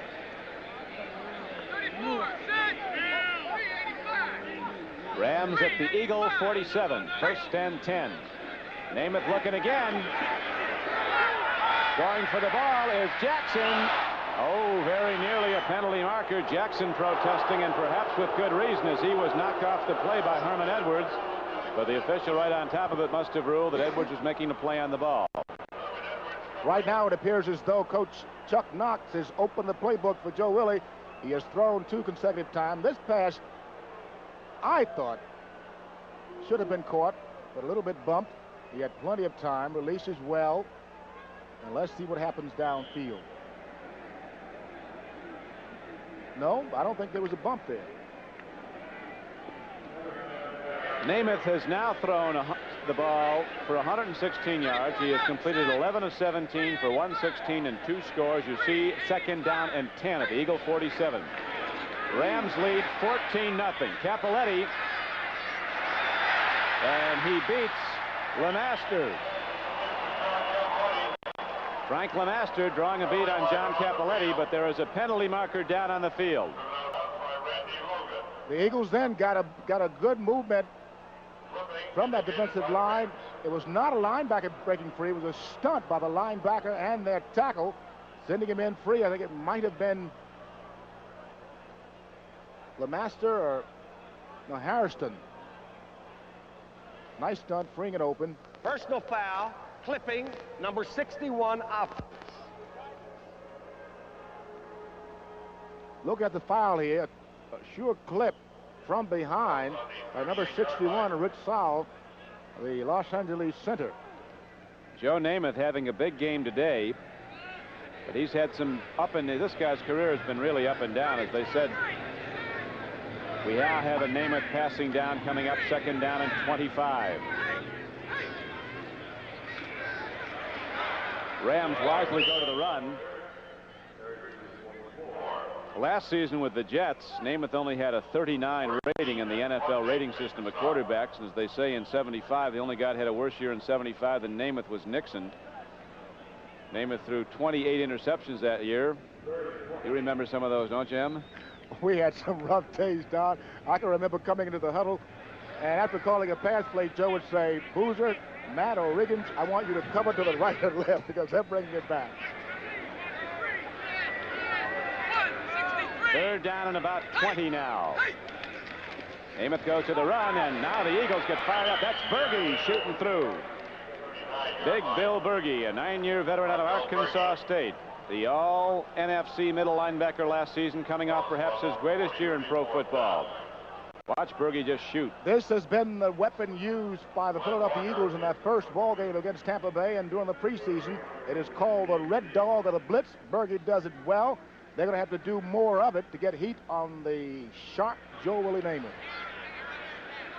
And now, dropping back deep is Larry Marshall. Glenn Walker in to punt for the Rams. Angles it downfield. Gets off a good one. Marshall will return it. There's one good block. Marshall gets it out to the 25-yard line. Marshall is not gun shy. Formerly a draft choice of the Kansas City Chiefs. He loves to run into people. He just did there. Jim Jodat knocked him down, and now as the Eagles stop the Rams, Philadelphia takes over the ball.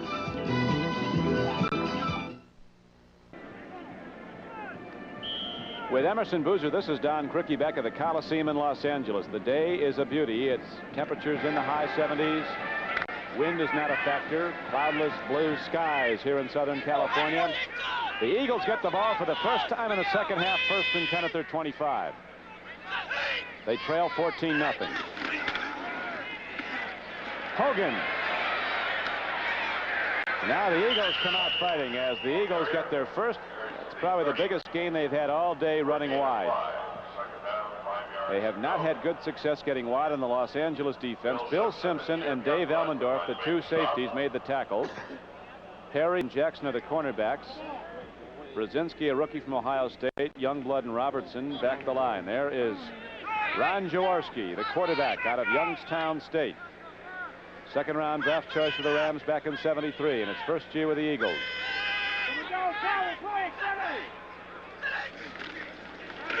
Back the other way now. Here comes Sullivan. Good block. And that's going to be a 1st down carry. Pat Thomas knocked him out of bounds. Very nice blocking by the Philadelphia Eagle offensive front. Getting out in front of the play was number 75, Stan Walters. The guards were out in front. Wade Key and Jerry Sizemore. It shows that the Eagles now have gotten on the right page. They're able to get some offense. Dwyer tries in vain to string that play out so that his linebackers and his cornerback can come up and make the play. But the Eagles were able to soar on the corners. Carmichael is wide to the left. He's not caught a ball yet. Charlie Smith wide to the right has 2 big receptions. They go to the run on first down. From the 37-yard line, the Eagles bang the ball out close to the 40-yard line. Now they're going to spot him down at the 38.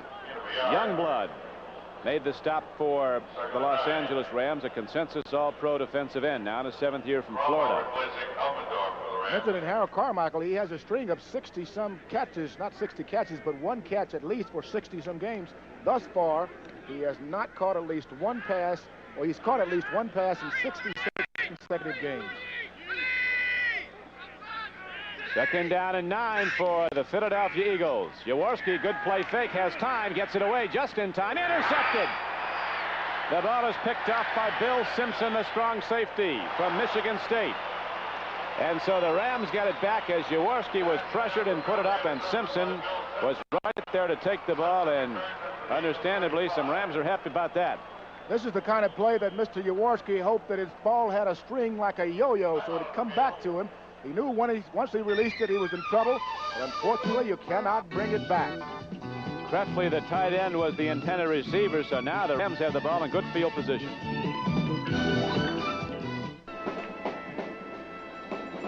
The Rams break the huddle following the interception of Jaworski by Bill Simpson.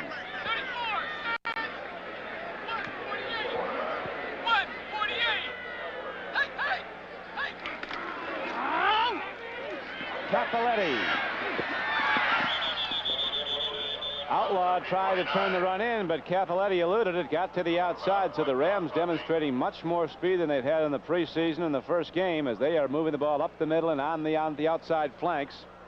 And Cappelletti advanced the ball that time down inside the 30-yard line to the 29, a gain of 5 yards.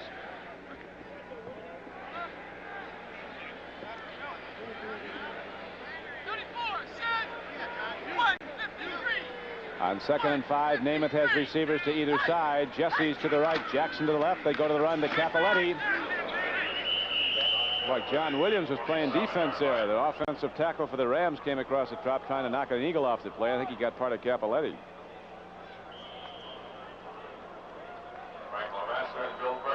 Watch 75 on the Rams come over.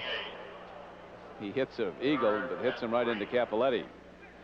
So it'll bring up 3rd down and short yardage now for Los Angeles. The ball advanced down to the 28, 3rd and 3. 8.5 minutes to go in the 3rd quarter here at the Coliseum. Rams are leading it 14-0.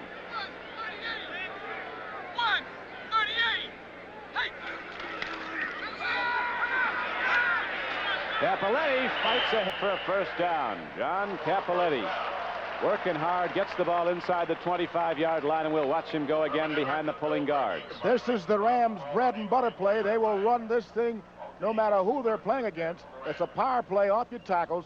Lead back McCutcheon. Sometimes they'll bring a guard. Cappelletti, the ball carrier, scrambles and fights and scratches his way for the needed 1st down. 1st and 10 for the Rams. 24-yard line of the Philadelphia Eagles in the 3rd quarter.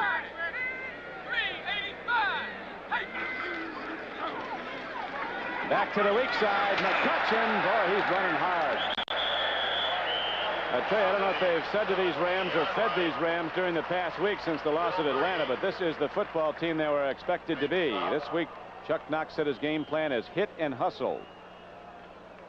Done well here. Guard got knocked off, but Cappelletti in front. McCutcheon sees daylight. He rams into Berge, a big man Berge. He has to hold on for dear life to stop Lawrence McCutcheon. There was an article earlier this week by one of the Los Angeles newspapers stating that McCutcheon was concerned about his running, has not been running as well as he wants to. He's got 91 yards, McCutcheon, and 17 carries, and now he gets up close to 100. McCutcheon approaching the 100-yard mark here midway through the 3rd quarter. On 18 carries, he bangs the ball down to the 10-yard line where Berge, the Eagles' middle linebacker, stopped him. Next week, the Philadelphia Eagles have a tough game. They'll be going against the Lions at Pontiac, Michigan, against the Detroit Lions. The Rams at home against the San Francisco 49ers. Cappelletti has 50 yards and 14 carries. First and 10. McCutcheon all the way down to the 5-yard line. If you're a Philadelphia Eagle defensive coordinator, or if you're Dick Vermeil, you would hope that the Rams would put the ball in the air, because what the Rams are doing right now, they're eating away at that clock, even though it's in the third quarter. You still don't want to see a sustained running drive. Terry Totolo and Bill Berge were on the stop.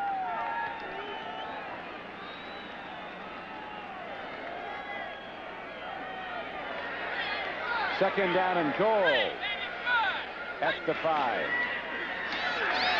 McCutcheon is chopped down at the 3. The Eagles, when they bring up their linebackers, have been very tough against the run. The Rams have run with relative ease against the Eagles when they're set in the basic front 3 with the 4 linebackers. Now's the time for that Eagle front 3 or front 4, whichever they switch to put a little concrete in the shoes, anchor themselves, and hope that they can hold them off. Pete Lazatich in the game as the middle guard. The nose tackle, as they refer to him, was on the stop. Now the Rams go at 2 tight ends. Third and goal from the 3. McCutcheon has 104 yards and 20 carries for Los Angeles. Third and goal for the Rams. Namath rolling out, takes a look, puts it up and throws it away. He was looking at Charles Young, the tight end, who was covered, and so Namath wisely threw the ball away. And the Rams now send out Rafael Setien to try a pretty much point-blank field goal. It'd be like an extra point.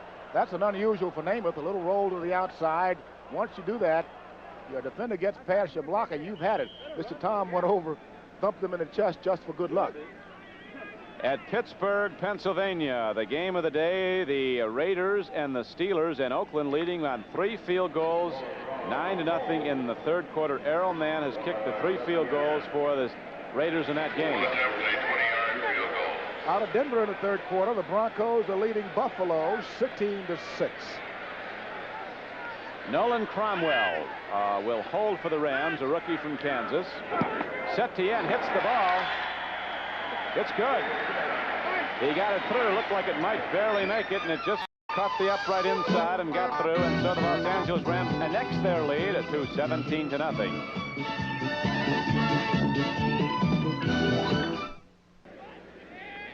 That's how it breaks down. 76 yards in 9 plays. Again, the Rams using up the clock, taking just 4 minutes to go that far on a sustained drive. The field goal was good by Setien, and they now lead the game 17-0. I think we're going to see Ron Jaworski putting it up early and often. I would say that ball fell off not because of the breeze in the Coliseum, but the steam coming from the Eagles. They have to get on the board. Wilbert Montgomery at the 4, 10, 20. To the outside. To the 25, and fights his way to the 26-yard line. So the rookie from Abilene Christian gets it out to the 26, and there the Eagles go on offense first and 10. Cromwell was on the tackle for the Rams.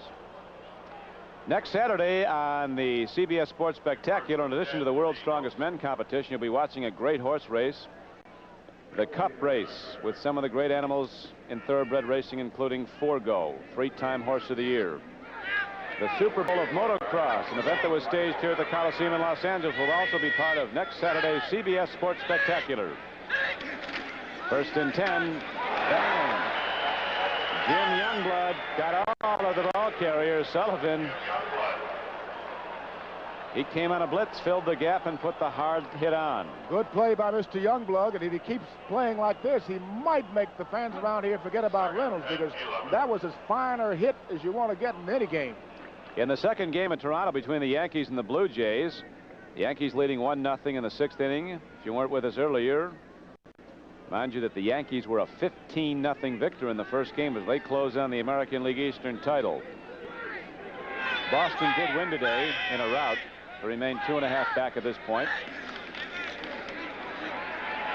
Jaworski fires it in the flat to Hogan.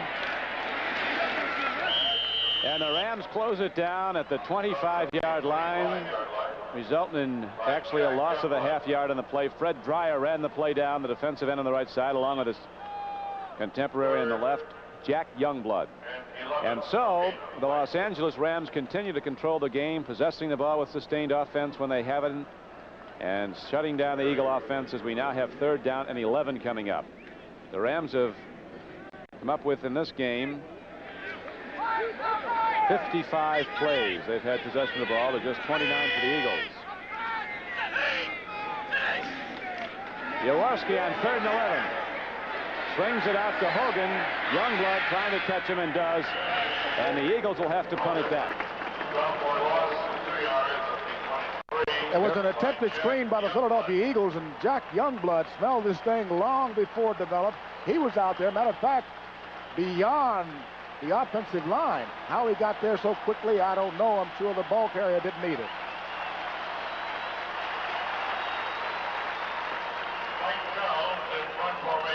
Jack Youngblood, an all-pro defensive end and an all-day job for any offensive tackle. And now here's the punt, the low snap. Rams got a big rush on it. Kyle Eckern almost got the ball. Spike Jones did well to get it away, and now the Eagles get a little bit of a roll as it goes down to the 42-yard line of Los Angeles. And there the Rams go back on offense, 1st and 10. The Eagles have only 11 yards from Sullivan rushing in 4 carries, only 2 yards from Hogan in 7 carries.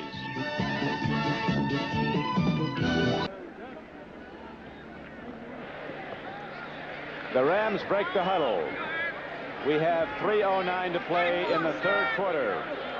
Los Angeles with a 17-0 lead. Joe Namath directing the offense. Having one of his best games in a long time, goes on a straight-ahead power run to Cappelletti, following the offensive blocking of his middle line, Max Saul and Hera. And John Cappelletti advances the ball out across the 45-yard line to the 47. He picked up 5 yards on the play. Berge and Sistrunk on the tackles. The San Francisco 49ers, who'd not scored a touchdown in about 5 games going back into the preseason, have come alive now and have taken the lead over Miami 15-13. That's at Candlestick Park.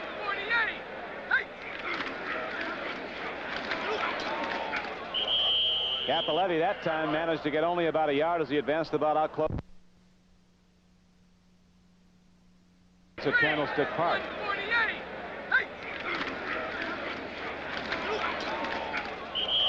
Cappelletti that time managed to get only about a yard as he advanced the ball out close to the 49-yard line. Again, the Rams running the ball right at the Eagle offense. Los Angeles with a big lead, looking to just move the ball out and run the clock. Playing ball control, Carl Hairston, 78, and Bill Berge, 66. We're on the stop for the Philadelphia Eagles. Right now, Mr. Namath has to be very happy because he has not been touched all day, except after the ball had been released one time in this quarter. They've given him time, and Namath has delivered. Sets up again now. Swings it out to Cappelletti, who lost the ball. Very nearly coughed it over to the Eagles.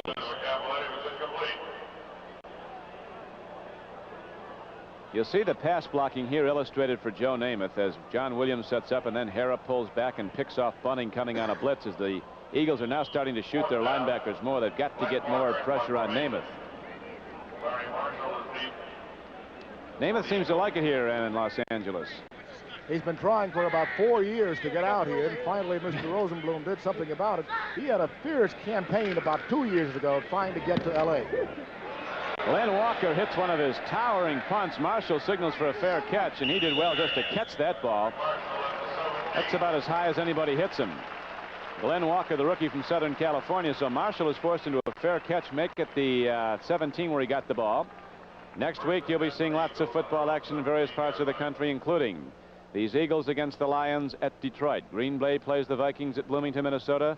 The Giants go against Atlanta. Dallas was a 41-21 victory over the Giants today. And then the big second game, the Cardinals got on the win track today. They beat the Bears 16-13, and Washington also won today over Atlanta. They'll be locking up in the second game doubleheader. Check your local listings for the game or games in your area. Swing pass goes out. Running with the ball on the swing pass from Jaworski was Tom Sullivan, and he got the ball out close to the 25-yard line. Mr. Sullivan got as much as he could out of that little swing pass. It was only about a 3-yard pass. He caught it and grind his way up another 4 or 5 yards. Bob Brudzinski knocked him down. The rookie linebacker from Ohio State getting his first start. 2nd down and 2 now for the Philadelphia Eagles and Ron Jaworski.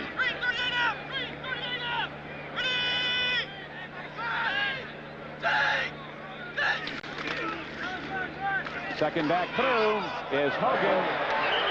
The Rams might have the football. They do. Hogan rushed ahead for enough for the first down. He got 4 yards, but the ball was knocked free. And the Rams come up with it to stop the Eagle drive. Bill Simpson comes up with a football. Mr. Hogan got a little bit careless here with the football coming inside. Anytime you're going to have to do a little weaving coming inside, you've got to tuck that ball away because all the traffic is inside. It's like jumping into a bowl of piranha fish.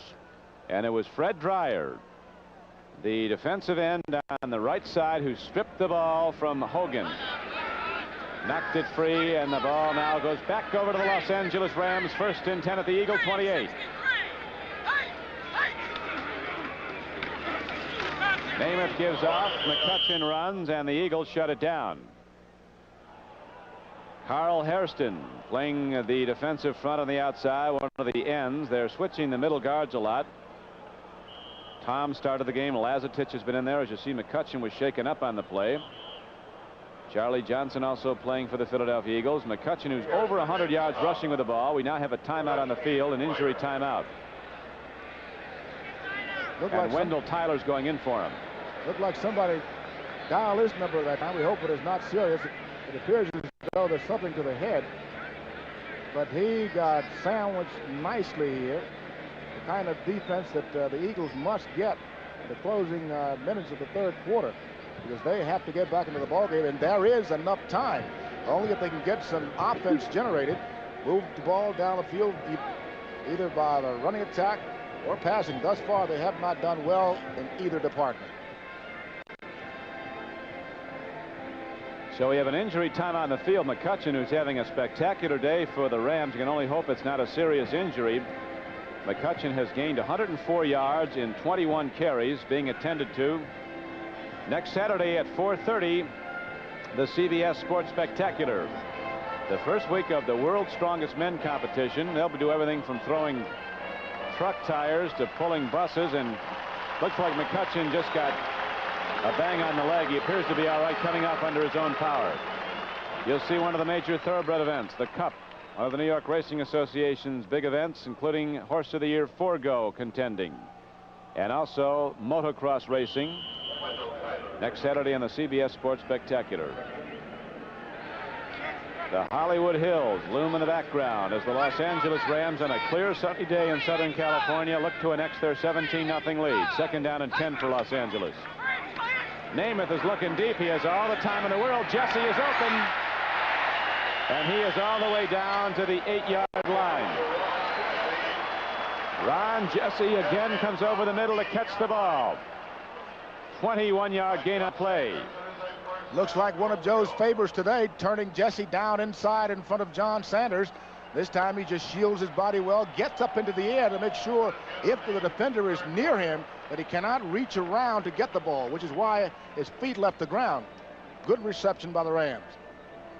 So the gun just sounded, and that is the end of the 3rd quarter with the score: the Los Angeles Rams 17, the Philadelphia Eagles nothing. We pause now for a word from your local station.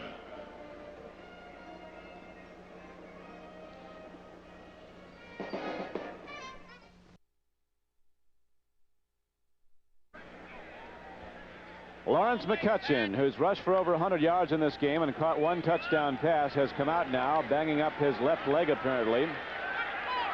Cullen Bryant is in, and so are 2 tight ends as the Rams go with a power formation on 1st and goal from the Eagles 7.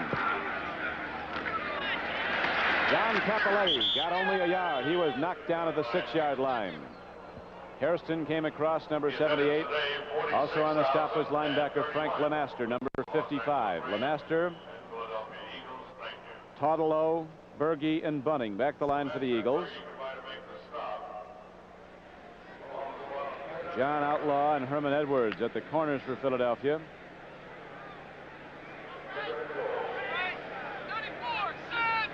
Randy Logan, a strong safety, comes up to force the run as he's playing wide on the right side. Again, the Eagles make the hard hit. Driving tackle off the bottom of the pile is Terry Tatalo. So that will bring up 3rd and goal, as on consecutive downs now running the ball right at the Eagles. The Rams have gained only 2 yards. And Harold Jackson, a wide receiver, comes in, so Namath now will open up his offense. Charlie Young comes out. Jackson is wide to the left. Ron Jesse is wide to the right. 3rd down and goal for the Rams from the Eagles 6.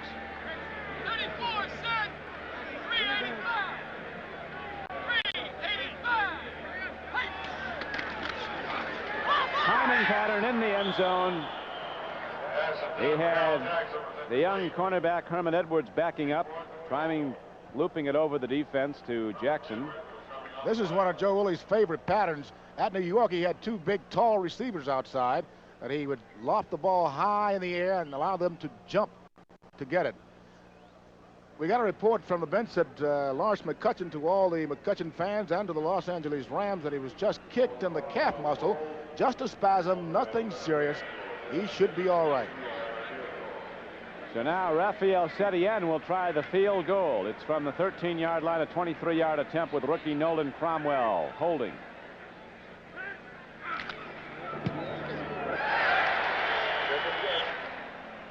He's got it. And with 13:33 to play in the game, the Los Angeles Rams move still further in front as they've now taken a 20-0 lead over the Philadelphia Eagles. Namath 12 for 21 passing.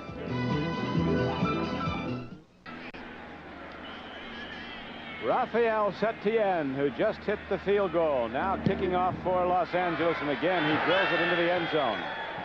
This time the Eagles will bring it out. Larry Marshall with a full head of steam crashes out to the 29-yard line. And there, Philadelphia goes on offense, 1st and 10. Newsom was down to make the play on special teams for the Rams, as the Eagles have not yet mounted a single challenge in this game offensively. They've not threatened to score yet.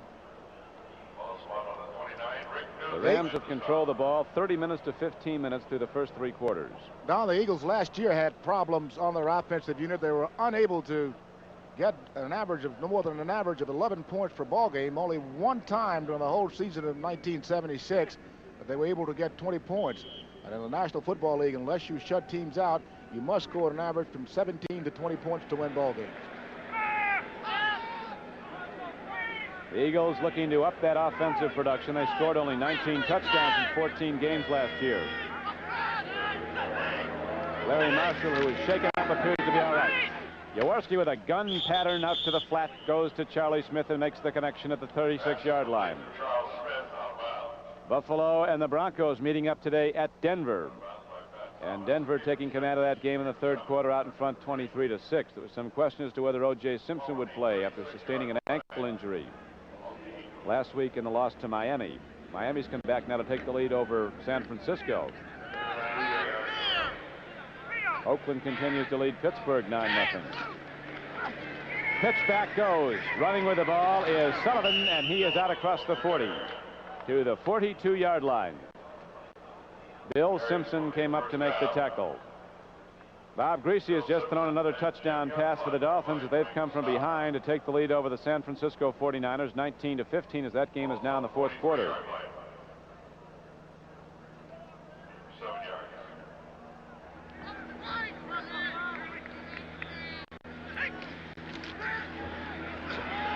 Jaworski throws. Carmichael coming back at the ball, had his hands on it at the 43-yard line of Los Angeles. Bob Brzezinski hit him and broke the play up. I think it's the first time all afternoon that Carmichael has had one thrown in this direction, and it was then unable to come up with a grab. In the 4th quarter, the Raiders continuing to shut out the Steelers 9-0. The Rams now go to 5 defensive backs on a long yardage play for the Eagles, 2nd down and 10.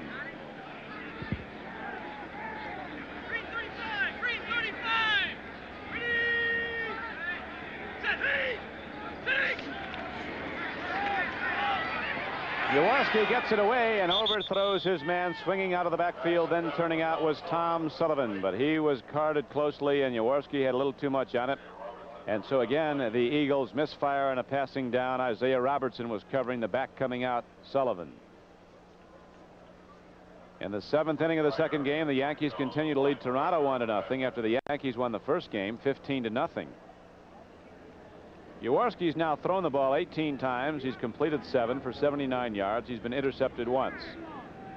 That interception by Bill Simpson late in the second quarter. Yeah. Yeah. 3rd and 10, and Jaworski drops once more. Throws a home run ball. And the play is broken up at the 11. Rod Perry was back defending against Charlie Smith. They had to try Rod Perry for the home run ball. He has a cast on his hand. This time he covers well. He waited until he got right on him, turned. He might have gotten burned because he waited just a bit too long almost before he turned to get on his running position, but still covered well, was able to stay right with the defender, receiver rather. Ron Jesse's the leading receiver in the game, Emerson. He's caught 5 for 74 yards. Spike Jones shanks one. Going to hit down at about the 25-yard line, take a hop back upfield, and they'll rule it out of bounds just outside the 26-yard line. So the Rams send their offense back out with a 20-0 lead and 12:26 left to play in the game. Joe Namath conferring with the sidelines. He's had a big day for Los Angeles. There's a Los Angelino who wants to look out at the Sunshine Field but doesn't want to have it beating down on his head. Rams have the ball. 1st and 10 and a 20-0 lead early in the 4th quarter. Eagles playing very aggressively on defense. They are closing down the Ram running game as the game wears on. Manny Sistrunk, the big defensive end from Arkansas A&M, who came from the Washington Redskins a year ago.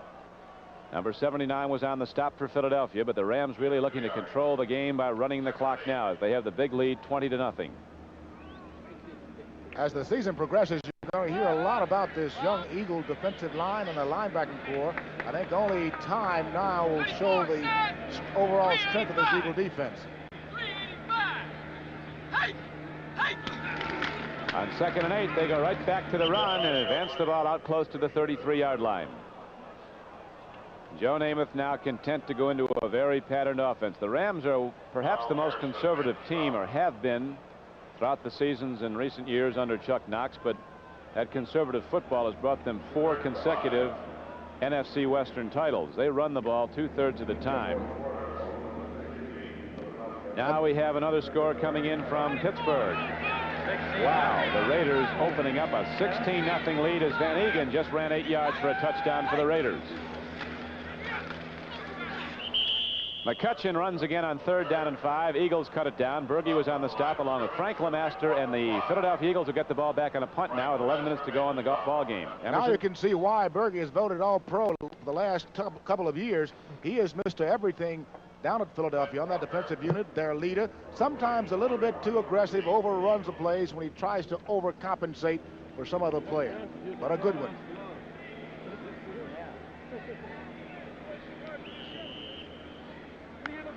Glenn Walker is in deep to punt. McCutcheon has 106 yards and 23 carries. He caught 1 pass for 13 yards. It was good for a score.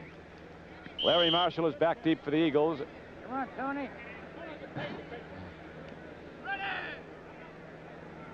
There's Glenn Walker standing back at his 17. The play is whistled dead before he kicked the ball. So we'll try it again. On 3rd down efficiencies, the Rams have had 16 third downs. They've converted 8 for first downs. The Eagles not quite so fortunate. That tells the story. 1 out of 8 in 3rd down efficiencies. That shows whether you'll make it or break it in keeping your drive alive. A very important statistics for each offensive unit. The Philly Eagles only able to gain 1 third down out of 8 attempts. Game. Stay on it. And Los Angeles are hitting 50%, 8 of 16 third down attempts. Larry Marshall again drops back deep after the 5-yard assessment against the Rams for delay of game.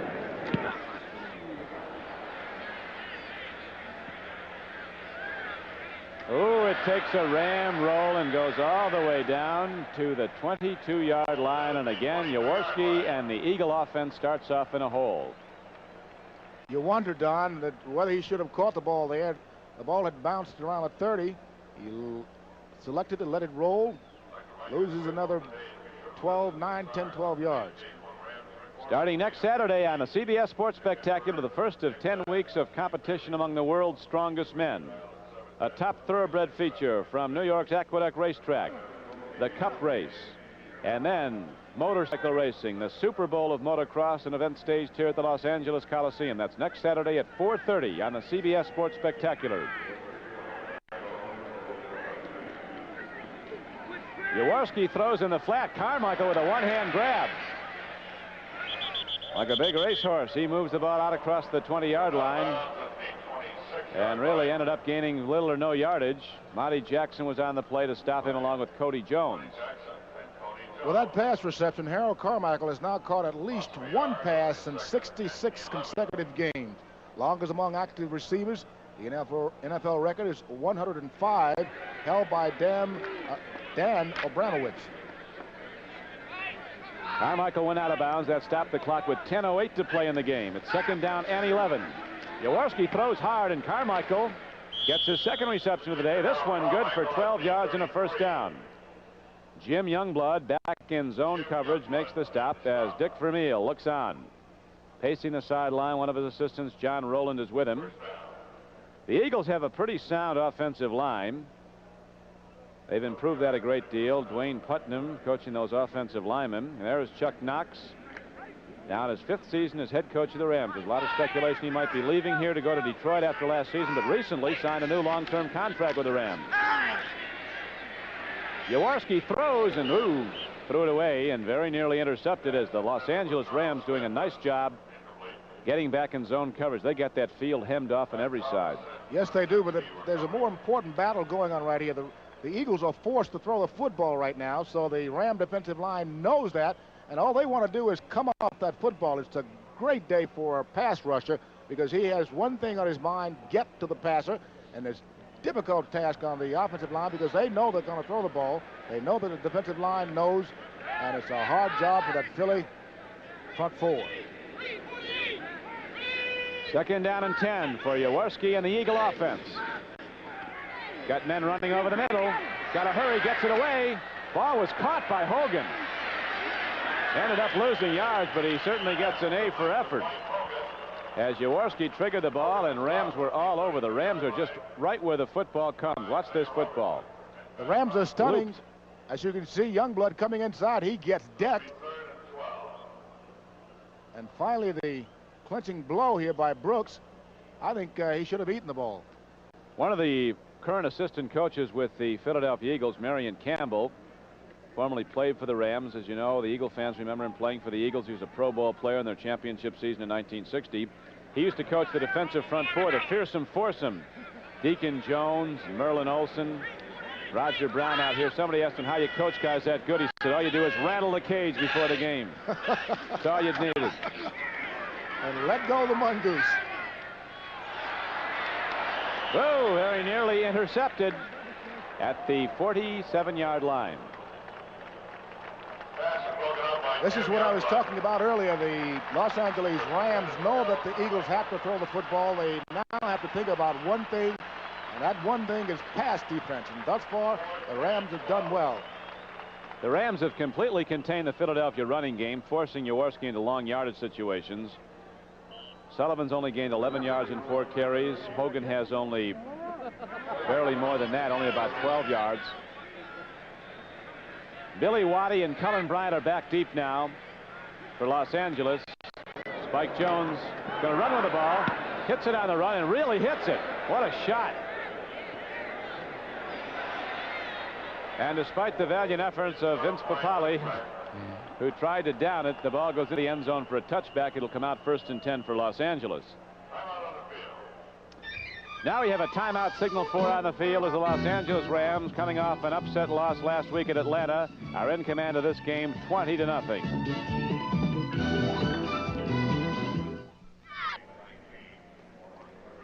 This is Don Criqui with Emerson Boozer back at the Coliseum in Los Angeles. The Rams have obviously done what they wanted to do today. They want to get their offense on track. Their defense has been excellent. The Eagles now have just had no success opening up because they've been in passing downs the whole way. I think both teams right now, the Rams, they have to maintain consistency after showing a good offensive punch. They have to continue with it. And on the other side of the disc, the Philadelphia Eagles must get some offense. It was that problem last year, along with not having a good rush. They've gotten apparently a good rush from the 4 linebackers. They need to get more offense. We mentioned earlier the Rams have not lost a home opener since 1963. They have won 4 consecutive NFC Western championships under that man, Chuck Knox, who you remember vividly as a coach of the Jets. Assistant coach under Weave Eubank. Now 2nd and 2. There's Joe Namath.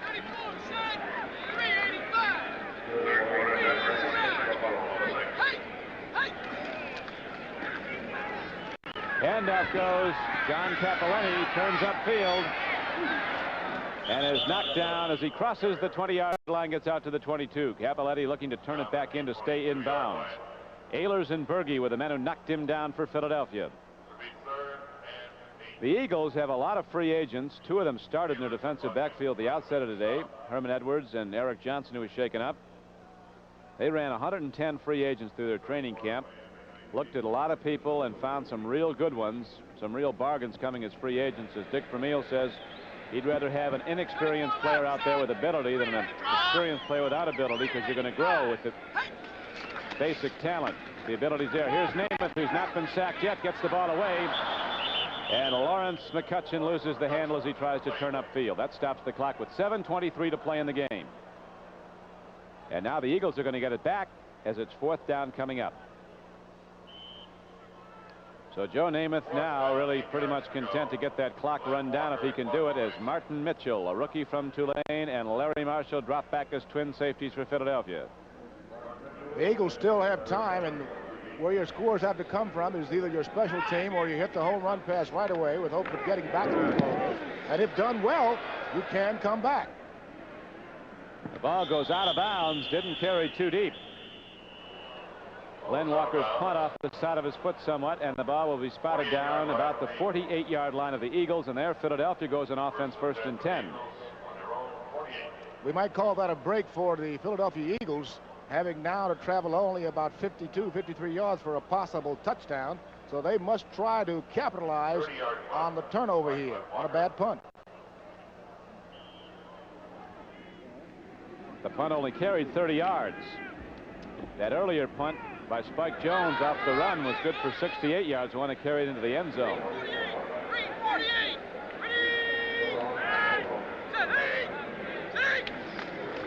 Jaworski dropping to throw, puts it up, man is open. It's intercepted by the Rams.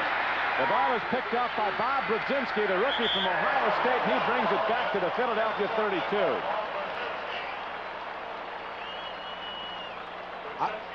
I don't think Ron Jaworski saw Brzezinski coming back, because he calmly stood in his pocket, a little nice soft touch on it, and Brzezinski just stepped under it and found himself a football. McCutcheon over 100 yards rushing. John Capelletti's rushed for 62 yards and 20 carries for Los Angeles. As the Rams again come out with those fleet wide receivers flanked to either side. Vermeil talks something over with wide receiver Charlie Smith. Jesse and Jackson wide either side. Namath goes to Wendell Tyler. Tyler cuts back inside and is hit hard by Manny Sistrunk, who's played a very fine brand of football for the Eagles in the defensive line since coming in from Washington. When an offensive team is running against a 3-down line team, puts a lot of pressure on that defensive end outside, because if they get to the corner, he's the only one there. The linebackers are trying to stay behind Sistrunk to cut it off if they get around. So at the point of attack, it's tough on a defensive end.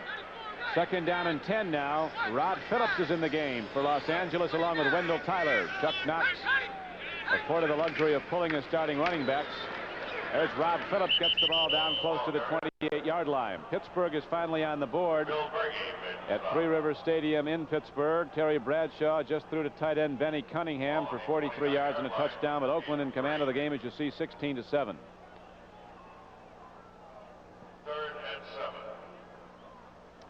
Third down and still long yardage for the Rams. 3rd and 7. The ball at the 29-yard line.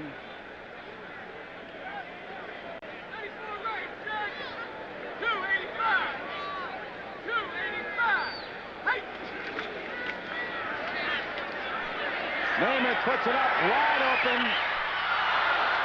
The ball was underthrown. Namath ought to bring a chair out there and sit down. Jesse was open. Boy, he had about 3 steps in the deep back, Randy Logan, but the ball was underthrown and Logan came back and recovered. I'm sure Namath is a little bit dejected with his pass that time because he had Jackson in the open, Jesse rather, out in front. He ought to threw the ball. If Logan had not fallen down, he would have had an interception. Namath is now 12 for 23 for 136 yards, 2 touchdowns. He's been intercepted once. The Rams lead the game 20-0. And here is Setien in the game. Raphael Setien as the 2 quarterbacks, Namath and Hayden, confer on the sideline.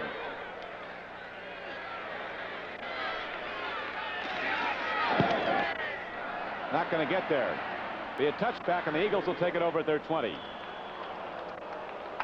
So with 5 minutes and 38 seconds left to play in the game, the Philadelphia Eagles get the ball back. They'll have it 1st and 10. Actually, it'll be at the line of scrimmage on the missed field goal since it was outside the 20. Philadelphia go 1st and 10 from their 29-yard line. The Rams have controlled this game from the outset. They've run the ball with consistency. Namath, with excellent protection, has thrown well, particularly in the first half, as the Eagles fell behind at the halftime by a score of 17-0. The Rams with only 3 points here in the second half if they've played more conservative football, holding to a 20-0 lead. Ron Jaworski out and firing, a big rush against him. He gets the ball away. And Hogan comes out across the 30 to the 31, resulting in a gain of only 2 yards. Brzezinski, who really is in great position as a rookie linebacker, holding his portion of the field very nicely, made the hit. It has to make the Rams very happy to have a rookie out there playing as well as Brzezinski has played today, but he must continue because the season is long. They're only into the 2nd week, and there's a lot of football to play. You really get an idea of what it's like to be down in the field when you hear this sideline microphone. Listen to this now. That's the hitting.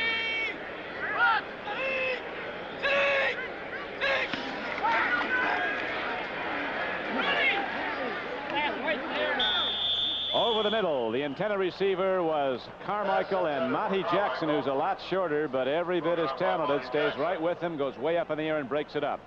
Last year, Jackson had 10 interceptions, returned 3 for touchdowns. Dick Vermeil, a boyish-looking 40-year-old head coach. Now in his 2nd season as head man of the Eagles. He's got him on the right track. Last week, Monty Jackson didn't have a pass thrown in his direction, and throughout the 1st and 2nd half, the Eagles were a little reluctant to throw that way. But now, in desperation, they must throw the ball anywhere they can. So they're testing Mr. Jackson. He also had a hold. Holding, number 64, offense. Big Ed George, the right tackle, called for holding on the play, and that's the first penalty in this game against the Philadelphia Eagles. The Rams have been assessed 55 yards in penalties.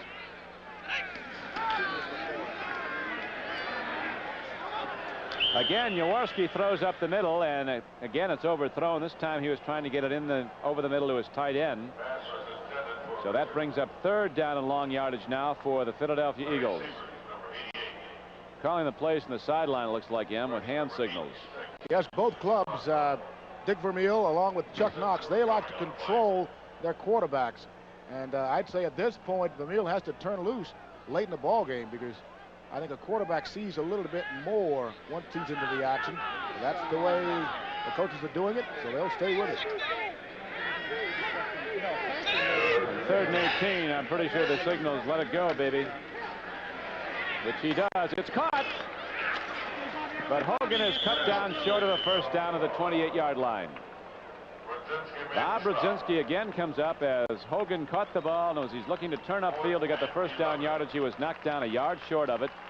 So the Eagles will punt the ball back to the Los Angeles Rams. Emerson, what do you think of Los Angeles the rest of the way? They look like a team that's going to be a real good football team. I think that bad first game might have been a benefit to them, really, now that they've tied it together. Well, I think surely it was a lesson last week to the Rams that they cannot come into any ball game expecting them to lay over because they are the Los Angeles Rams. They have to gel offensively a little bit more. They had a good showing today, even though there's still time to play, and try to maintain that consistency. Billy Waddy lost the ball but fell on it, and the Rams have the ball back. The Eagles say they have it, but let's see. Yeah, the Eagles got it. Waddy looked like he fell on it, but apparently an Eagle got to him first, but we'll have to get the official ruling. The Eagles, as you can see, are celebrating a recovery. And it's got to be official because their offense has been summoned back out. That's what could happen. He might have had the ball once he got down to the ground. But you see here, 3 or 4 Eagles come around, then they become a tussle for the football. And if you can break away freely with it before the officials can untangle all the bodies, you'll come up with a football. Martin Mitchell, 48, apparently was the guy who recovered. Jaworski guns it up. Oh! He threw a perfect strike, but to the wrong guy. Rod Perry picks it up.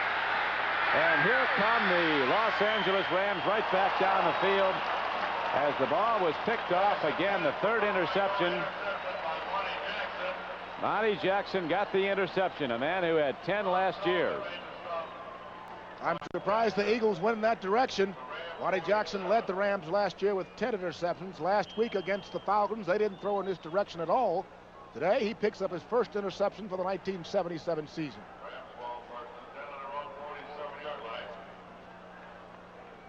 So the fumble by Waddy is quickly righted as they get the ball right back on an interception.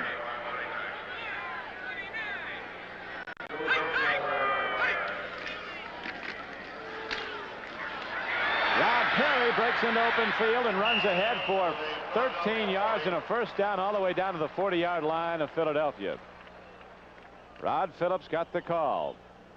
3rd year back from Jackson State. And there's an Eagle down in the field. Looked like it might be Art Toms. I think it is, the middle guard. Former #1 draft choice out of Syracuse by the Oakland Raiders. Next week, CBS again has a big schedule of regional coverage of National Football League action, including the Eagles and Lions at Pontiac, Michigan, outside Detroit, the Packers and Vikings at Bloomington, Minnesota, the Giants at Atlanta.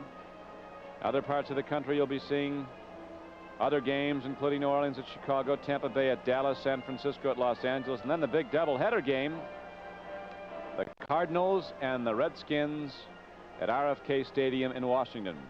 St. Louis won today, so did Washington, so they're tied up 1-1 in the NFC East. Dallas the leader right now with a 2-0 record. Dallas an easy victory over the New York Giants, a team that's also 1-1. Ron Jaworski on his return to Philadelphia. It's interesting. In 10 games he started as a professional quarterback, counting the preseason and the regular season. He's never been a losing quarterback. He's 10-0 until today when he runs into his old mates, the Los Angeles Rams, who had the Eagles running game totally defensed, and subsequently the passing game of Philadelphia was shut down. Art Toms going off the field, apparently all right, and with 3:31 left to play in the game, the Rams have the ball at the 40-yard line of Philadelphia. It'll be 1st down and 10. Joe Namath has gone the distance at quarterback for the Rams. Went all the way last week when he hit 15 of 30 passes and had some 4 dropped. But that was not such a good day for the Rams as they were beaten by a heavily underdog Atlanta Falcon team 17-6.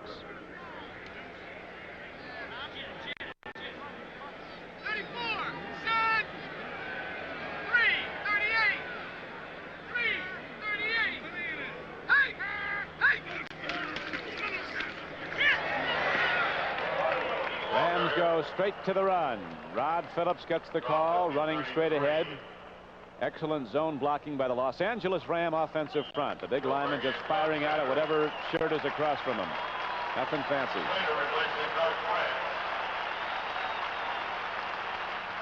The crowd is applauding Doug France. He had came back from a cartilage removal back from August 7th and has played well here today. Yeah, he was hurt in the first preseason game.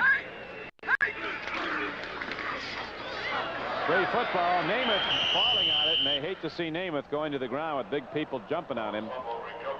I'm sure they don't want him to run the football, Don. Remember a few years back in Oakland, we had a substitute running back in. He got in trouble. He flipped the ball back to Joe Willie. Joe tried to run, so we go to the sideline. Weep says, hey, young fella, we do not pitch our ball back to the quarterback. If you don't have room, you eat it. Hey, one way you can get cut real fast from the Jets when Wade Eubank was the coach was to be a running back and not pick up a blitz. Jim Nance was having a pretty good year one season until he forgot to pick up a blitz once, and he was cut.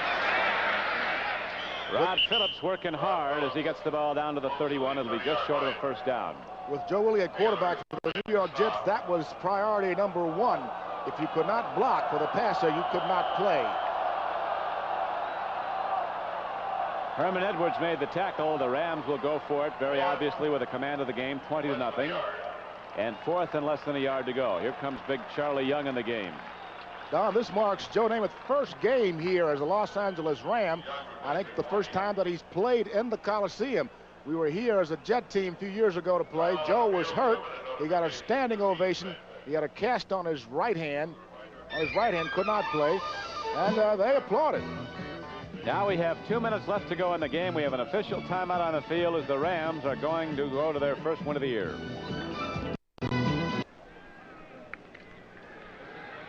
The Rams break the huddle as the game comes down now to the final 2 minutes of play. Los Angeles with fourth and less than a yard.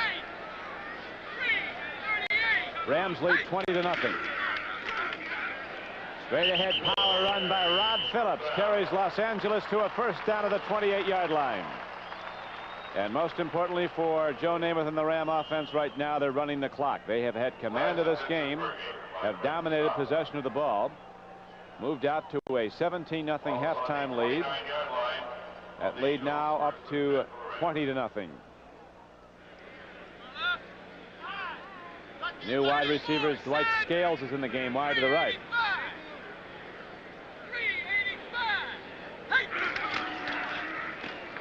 Wendell Tyler runs high. Tyler gets ahead for a first down all the way down to the 17-yard line. A hard running back from UCLA. Tom Ayler's in the game, knocked him down, number 59. Fine execution here by the Ram offensive line. Both should be a little bit tired, but the key factor here is the Rams have suffered. I would say if McCutcheon and Cappelletti were in there, that play would not have developed as well because they have gone just about all of the ball game, and with the two fresh runners, give them a crack, they will go. You see the game clock winding down. Now Wendell Tyler is knocked down on first down carry. He got nowhere. Randy Logan, the strong safety from Michigan, number 41, came up to make the stop. The Eagles, realizing they cannot come back and win this game, are letting the game clock run. Don, this is a tough situation for a young, rebuilding Philadelphia Eagle club. Last week coming off a good win over Tampa Bay, but meeting up this Sunday against an angry Ram club. The report all week long out here is that the Rams had fierce workouts. They wanted to win this game assuredly at home, and it appears with 8 seconds to go on the clock that they have done exactly what they set out to do earlier in the week. The Rams will have now defeated the Eagles in their last 5 meetings. They just did.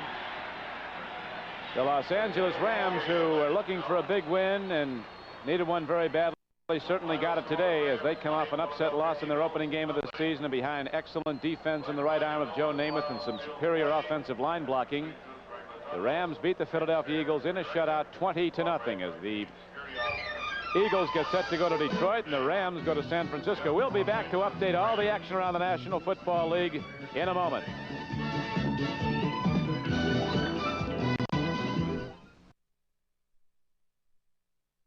This is Don Criqui with Emerson Boozer back at the Coliseum in Los Angeles. Very shortly, we hope to be visiting with Joe Namath down on the field, who quarterbacked the Rams to a very substantial victory here today over the Philadelphia Eagles, 20-0. We'll also be updating scores from elsewhere around the NFL. The game at Pittsburgh, the Oakland Raiders still in command of that. The Los Angeles Rams, Emerson Boozer, your overall assessment after watching them. Right now, the Rams done what they wanted to do. They're the kind of club that are deliberate. You'll know from week to week what they will do, and that number one thing they'll do is run the football at you. And with the passing arm of Joe Willie Namath, many people say that he was finished, but seeing some of the older quarterbacks around the league throw the football, I say, because I've played with this guy for 10 years, that he still can throw the football. Well, I think a lot of people agree with you right now because when they gave him the time today, he certainly looked sharp, drilling the ball up and down the field as the Rams really played the game just as they wanted to play it. They wanted to possess the ball. They did that with their running game, mixing it with the pass, and of course with excellent defense. It shut down the Philadelphia running game almost totally. I'm glad you mentioned defense because the Eagle offense is not all that bad, even though they need lots of improvement there. But the Rams had to get a good defensive effort together today to shut down the Philly offense. Last week against Atlanta, they played poorly down there, missing tackles, not really shutting down the holes as they should. This week they got it all together. Okay, now let's hear from the man himself, Joe Namath. Joe, Don Criqui, along with your friend Emerson Boozer up here in the booth. He had a very excellent day. Congratulations. You look as good as ever.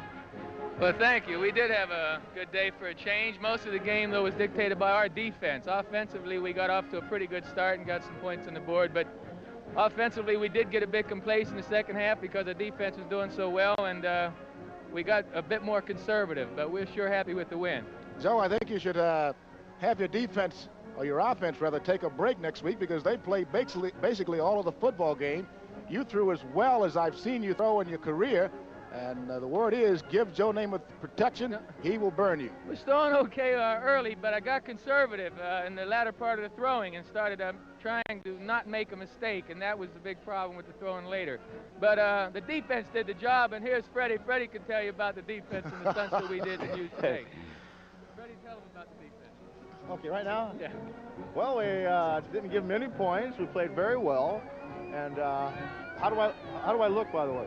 Look very well, Freddie. And now if you just talk, that boy. Hello. Freddie, Emerson Boozer. Hi, Em. Normally, when you're coming off the rush, you're very quick coming off the line. You normally get the extra back setting back there after you've beaten your tackle. That damn guy was back there all day. We ran stunts. Larry and I, the whole front four, decided, well, if we can't get to him individually because they keep 60 protection back there. I'm sure you know what that is, Em. I think I recall. They keep those big old fat halfbacks in there and they block us. So they did a good job of picking us up all day. So of course, Ronnie had a short set and he got rid of the ball pretty well. How effective is that on a defensive end? After you beat your tackle, which is a much bigger man, yeah, their set's a little pesky running back. It's aggravating. I think that the biggest thing you do, you prepare yourself all week to play against a big guy, and the guy I played against was very good, and he's very big, and the next thing, after you beat him, after finally in the third quarter, you get to where you're maybe getting some leeway with that guy. You got a little back in there buzzing around your feet. I don't like that myself. Freddie, you don't meet the Philadelphia Eagles anymore this season. What did you expect from their offensive unit? Well, Ronnie is an emotional type of guy, and he does a hell of a job getting rid of the ball quick and running deep crossing patterns. He's done that all the preseason, and he did that here against us in the preseason. We expected that. We thought they'd run a little bit more, but Joe did a hell of a job getting us ahead early, and when that happens, the other team now has to abandon a lot of stuff and get the ball in the air, which gives the front four, that's us, lots of time and lots of fun to rush them. Fred, how delighted are you when you know that your opponents have to throw the football? I like it. We haven't had that around here in a long time. Although we're a good team, we can get a lot of sacks and stuff. We got to have a guy who can, we need an offense that can come out and explode real early, get ahead of them, and then beat up on them defensively. That's what we like to do. Hopefully your Ram offense, headed by my old teammate and buddy Joe Willie Namath, will get you that kind of striking power that you need. You've got great receivers, super running backs. Absolutely. And it appeared today that the offensive line did a superb job, both in running and blocking for the passer. Okay, here's Joe. Oh. I just want to say the wind was a major factor today. Joe, thank you very much, and continued success the rest of the way. Joe Namath and Fred Dryer, Los Angeles Rams, as your final score again here at the Coliseum. The Rams 20 and the Philadelphia Eagles nothing.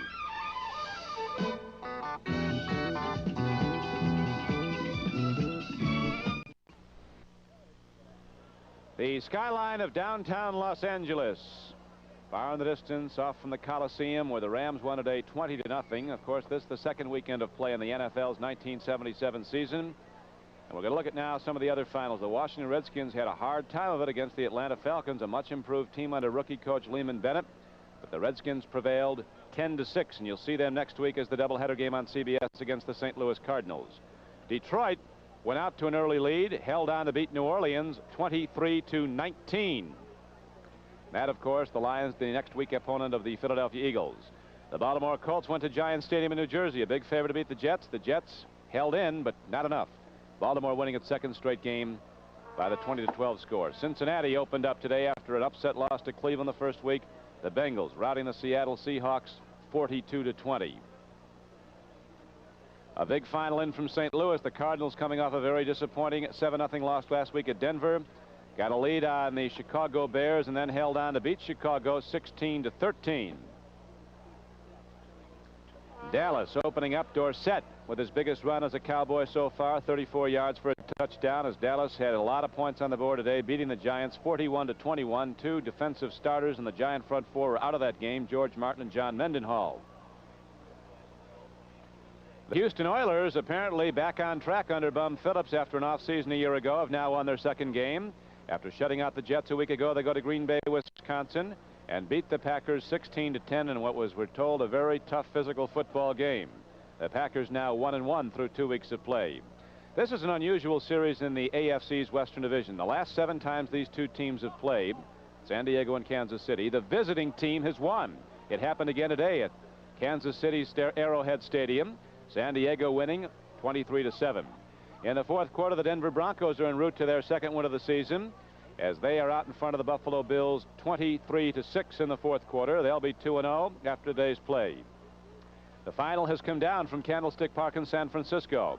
The Miami Dolphins, with a lot of young players in their defense, and Bob Greasy wearing regular spectacles now, eyeglasses. They win for the second week in a row. Miami 19, the San Francisco 49ers 15. At the final score just in. And a big final just in from Three Rivers Stadium in Pittsburgh, Pennsylvania. Those two teams who met in the AFC Championship game a year ago when the Oakland Raiders prevailed over Pittsburgh 24-7. The Steelers said it would be different this year when they had Franco Harris and Rocky Bleier back in their offensive backfield. It was not different. Oakland controlled that game, led at one point 16-0, winning at Pittsburgh today 16-7. The Raiders players say they are better than the Super Bowl team that won in January. And Emerson, quite possibly they are. They are a fine club. They're one of the winningest clubs in the National Football League. They are tough. And our thanks to these fine gentlemen for the usual excellent work. Our producer, Bob Stenner. Our director today was John McDonough. Associate Director, Ray Ball. Technical Director, Jay Fairman. Our thanks for our help in the booth from Chuck Panama, Nazi Lang, and Art Hoffman. As we come to you from the Los Angeles Coliseum, where today it was the Los Angeles Rams, a decided victory over the Philadelphia Eagles by a final score of 20-0. The Rams moving on now to the San Francisco 49er matchup they play next week here at the Coliseum in Los Angeles, while the Philadelphia Eagles, with a record of 1-1, move on to play the Lions of Detroit next week. And there is the man who did the job today, Joe Namath of the Los Angeles Rams. He has gone the distance at quarterback throughout the first 2 games, has played all 8 quarters, was effective last week, but not nearly as effective as he was today, as his offensive line put a cordon of blockers around him every time he dropped a throw, and Joe Namath ate up the pass defense. Now for Emerson Boozer, this is Don Criqui. The final score at Los Angeles, the Rams 20, the Eagles nothing. The NFL today is a presentation of CBS Sports.